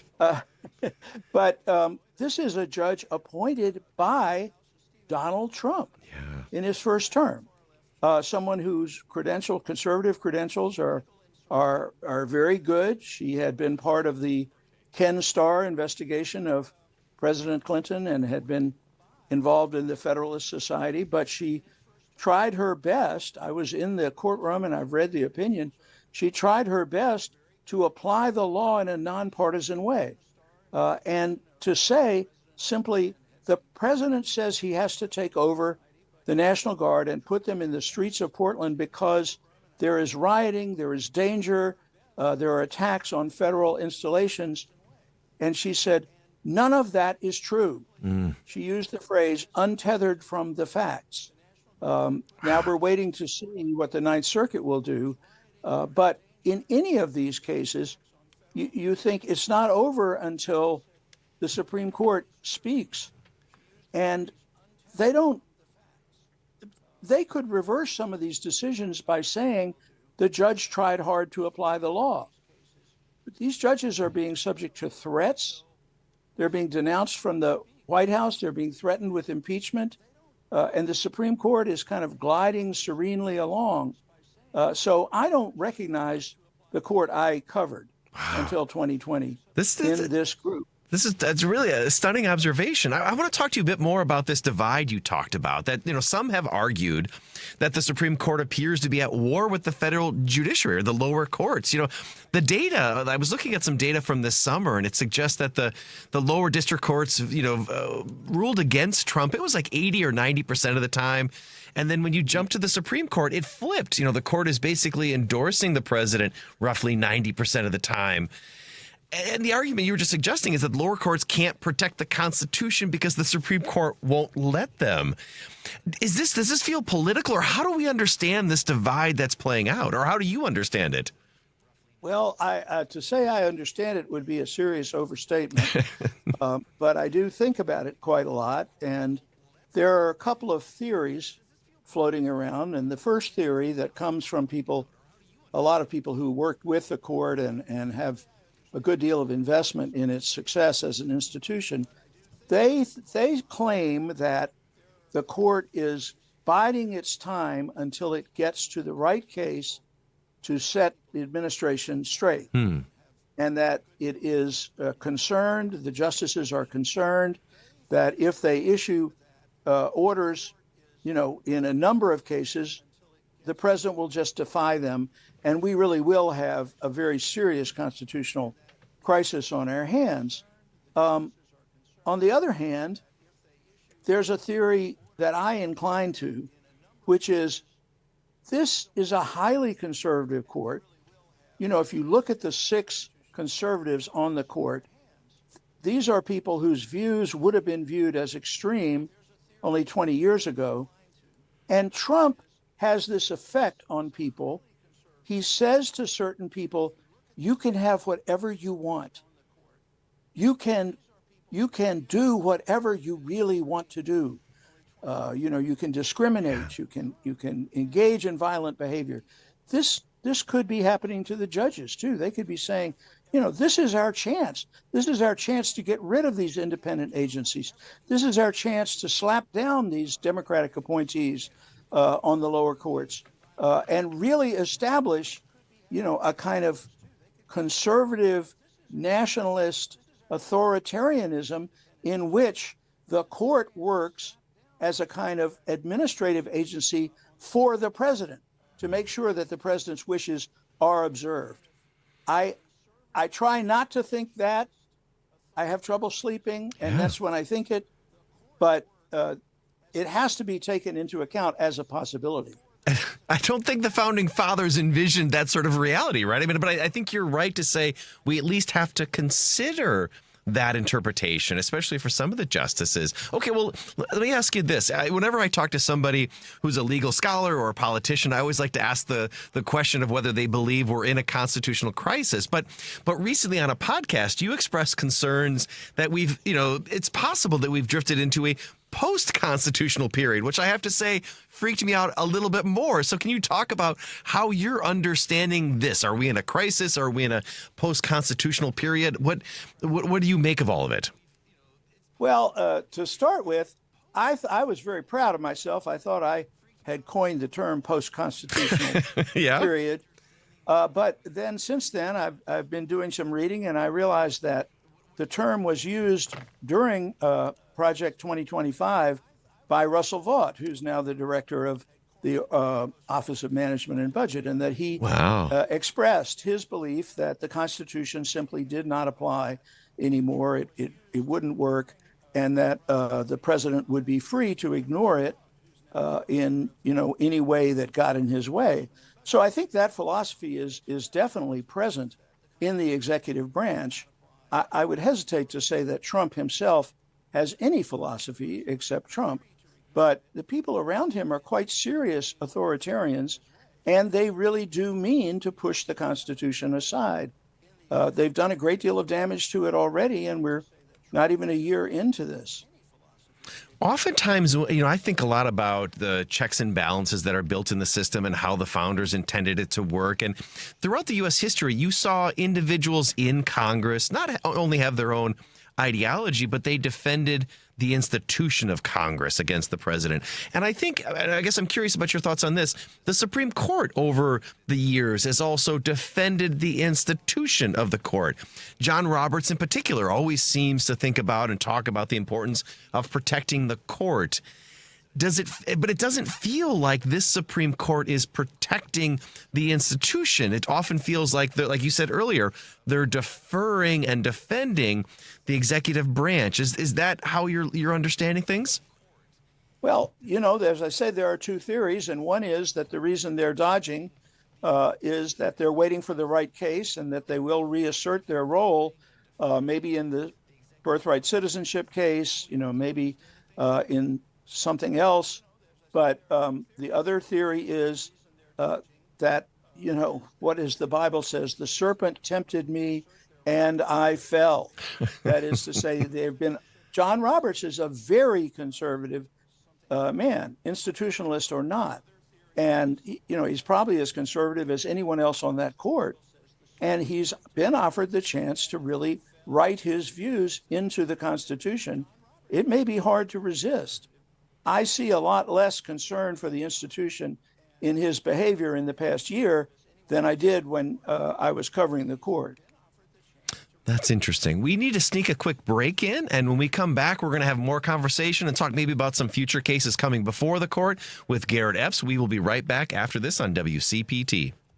This is WCPT telling you how you can shop blue. Are you looking to get that new computer so you can do great things like surf the web, find Heartland Signal, and stream WCPT? Let's look at some computer companies that support the Democratic Party. Lenovo donates $56,000 to the Democratic Party in 2024. That's 89% of their donations. While Hewlett-Packard, or HP, donated $383,000 to the Democratic Party, as well 89% of their donations went to Democrats.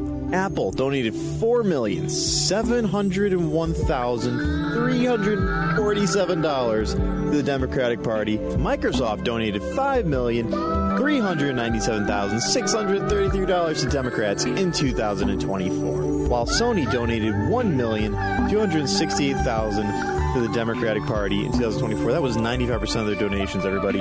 This has been WCPT telling you how you can shop blue. Finding great candidates to hire can be like, well, trying to find a needle in a haystack, but not with ZipRecruiter. Its powerful technology actively finds and invites qualified candidates to apply to your job. So while other companies might deliver a lot of hay, ZipRecruiter finds you the needle in the haystack. See why 4 out of 5 employers who post a job on ZipRecruiter get a quality candidate within the first day. Try ZipRecruiter for free at ZipRecruiter.com/free. That's ZipRecruiter.com/free. Confidence is knowing you're ready to handle whatever comes your way. That's what it feels like to take on your workday with Cintas. They make sure your AEDs are up to date, your fire extinguishers are tested and inspected, your floor mats are cleaned and delivered, and your workwear looks good, feels good, and is freshly laundered with a Cintas Apparel Plus program. So are you ready to take on today? Visit Cintas.com and get ready for the workday. Hey Google, play WCPT. Streaming Chicago's progressive talk from TuneIn. Joan Esposito, live, local, and progressive. Filling in today for Joan, political science professor at North Central College, author and podcaster, William Muck. Because that's how we roll. Welcome back to WCPT. We are talking with Garrett Epps, constitutional scholar and professor of practice at the University of Oregon School of Law. Garrett, I want to get your take on the court's increased use of what's often referred to as the shadow docket. Can you tell our listeners a little bit about what the shadow docket is, and then what you make of the fact that we're seeing it being used more often by this particular court. Well, the shadow docket, so-called, and the name was coined by a very fine scholar at the University of Chicago, to nod to a local boy, named William Bode, when he began to point out, some 10 years ago, I think, that the court was increasingly using this mode of dealing with cases. The shadow docket was called the emergency docket or the non-merits docket. And for a long time, it involved cases that genuinely had to be decided right away. The most obvious example are, when the inmate is going to be executed at midnight and has a final appeal to the Supreme Court. The court will accept the filings.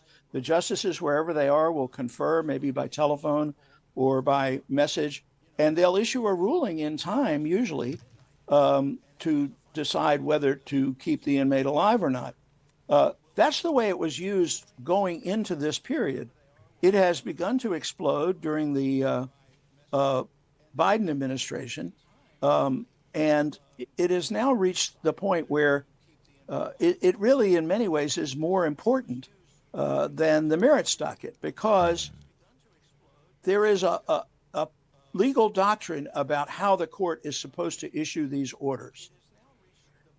The court is not supposed to issue an order, a stay order, is not supposed to block a lower court decision unless it thinks there's a, quote, strong possibility of success on the merits, which means unless they think the party making the motion is going to win when the case is finally decided. Now, that's the Trump administration in all of these cases, and the court is tipping its hand. By the time they reach the court in the regular way, the justices have already, basically allowed their views to become known, and arguably are set into those views. It's quite a different approach in a very subtle way from what the court usually has done, which is to wait for the federal courts of appeals to decide an issue, wait until maybe there's a disagreement among the courts of appeals, then grant certiorari in the proper case and decide the issue, which no one knows what they're going to do before they do it. That's, for example, the way the Obergefell case proceeded. That's the case in which the court found that there's a constitutional right to same-sex marriage. And instead, the court is jumping in, sometimes even before any court of appeals has had a chance to rule, jumping in and indicating its opinion or the majority's opinion of the merits, but not explaining it. And that's the final reason it's called the shadow docket, because these federal judges are not only being subject to threats and to threats of impeachment and denunciations by the right, but they're also trying to figure out what the justices are up to. And every now and then, somebody like Justice Gorsuch will scold the lower courts for not following what he calls Supreme Court precedent. Sure. And the precedent he cites is a one-sentence order. You can't follow a one-sentence order. Believe me, you just can't do it. Yeah. And the judges are very frustrated. They've expressed this frustration openly. And I will tell you that during the first Trump administration, things had not gotten to the pitch that they are now. I asked a friend, a very conservative, very prominent, and very reputable, respected conservative scholar, what he thought was going on. And he said, the justices think the lower courts are out of control. Huh. That's a remarkable thing to say about courts. Courts are supposed to be independent. Judges are supposed to bring their independent judgment to bear on the law and the facts. And the appellate process is what we rely on to kind of guide the law toward the proper resolution. The idea that there's some level of control that the courts need to be under, I think it should disturb everybody. And I think we're headed for more rough times in this kind of intra-court conflict. And I feel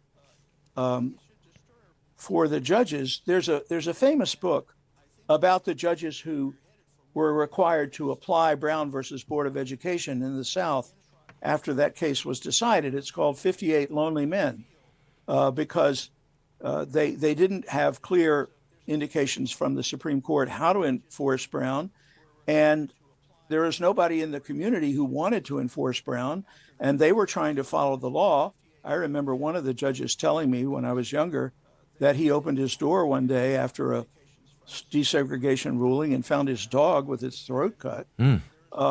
And, you know, they were trying. By and large, judges really do their best. And I feel for them. I used to think being a federal judge would be pretty cool. You know, you get to wear a robe and people call you sir. Right. But I wouldn't have the job on a bet at this point. They're put in an almost impossible position. As you look forward to the cases before the court this term, are there any that stand out as particularly important, things that you're watching, kind of seeing, you know, what comes out to get a sense of where the court is at?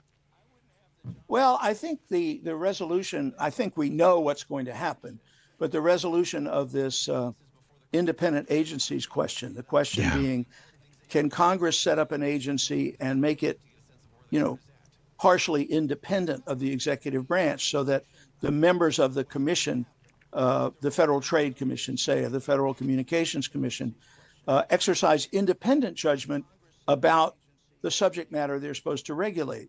And the president is given the power to dismiss them only for cause. And that's been the way it has operated for nearly 100 years. And the justices clearly are going to move to a regime where the president can fire the head or heads of any agency for any reason he wants to, with the exception of the Federal Reserve. They're clearly going to make an exception for the Federal Reserve because, you know, they're just like me. They've got their 401ks and they don't want to see the market fall through the roof. So that's a very important case. I think, to me, the case that casts a shadow over this term is one that hasn't gotten there yet, and that is the birthright citizenship case. Yes. Which, to my mind, is probably the most important case this court has heard since Dred Scott in the 1850s, for its implications for the future of this country. Maybe just expand on it. Tell us why. I totally agree with you. Why do you see that as so important? Well, after the Civil War, Congress and the states enacted the 14th Amendment, which includes the statement, all persons born or naturalized in the United States and subject to the jurisdiction thereof are citizens of the United States. That's the first sentence of the 14th Amendment. And it is clearly aimed at the Dred Scott decision, which in 1857, in which the conservative majority of that court said that Black Americans were not citizens and never could be citizens. Not even Congress could naturalize a Black person because this was a white country. That decision, disastrously wrong, really hastened the Civil War. It created such division. And since then, we have operated on the principle that if you're born in this country, you know, you're at birth, you are not guilty of anything your parents may have done. Your parents may have come into the country illegally. They may have overstayed their visas. We don't know. But a baby doesn't get born with guilt. These children are our children. They are part of our country. They're part of a country that was designed after the Civil War to be inclusive, to be multiracial, and to, you know, to send the word to people that they belong. Now, if the administration's order goes into effect, we have a whole different situation. And I'll skip over the difficulties in applying it, which are would cause chaos in the states, because how in the world do you determine which babies are citizens and which aren't? But the main point is it's it will produce a population in this country of second-class people who can't be citizens. We will have recreated the institution of slavery in all but name. And, you know, I never really thought that even this court would want to reverse the Civil War. Right. But it's not clear to me at this point that that is the case. That's a humbling conclusion, but I really appreciate you sharing. We should let you go, but I want to thank you for taking some time to talk with us today. We've been talking with Garrett Epps, constitutional scholar and professor of practice at the University of Oregon School of Law. Thank you so much for joining us, Garrett, and sharing your thoughts. This has been really helpful.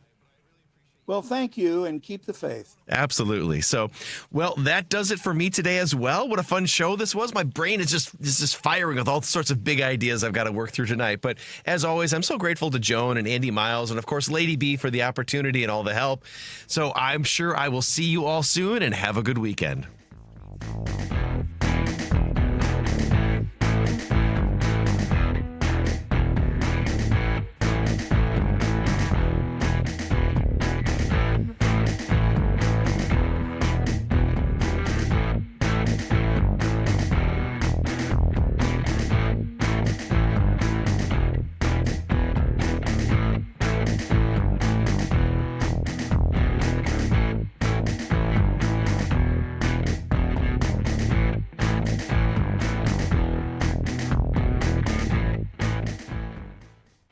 Fall is here and colder nights are on the way. Is your home ready to stay warm and energy efficient? Green Attic is Chicagoland's trusted expert in attic insulation, spray foam, crawl space encapsulation, and mold remediation, solutions that seal in comfort and cut down on high heating bills. If your upstairs feels drafty or your heating system is constantly running, your attic may be to blame.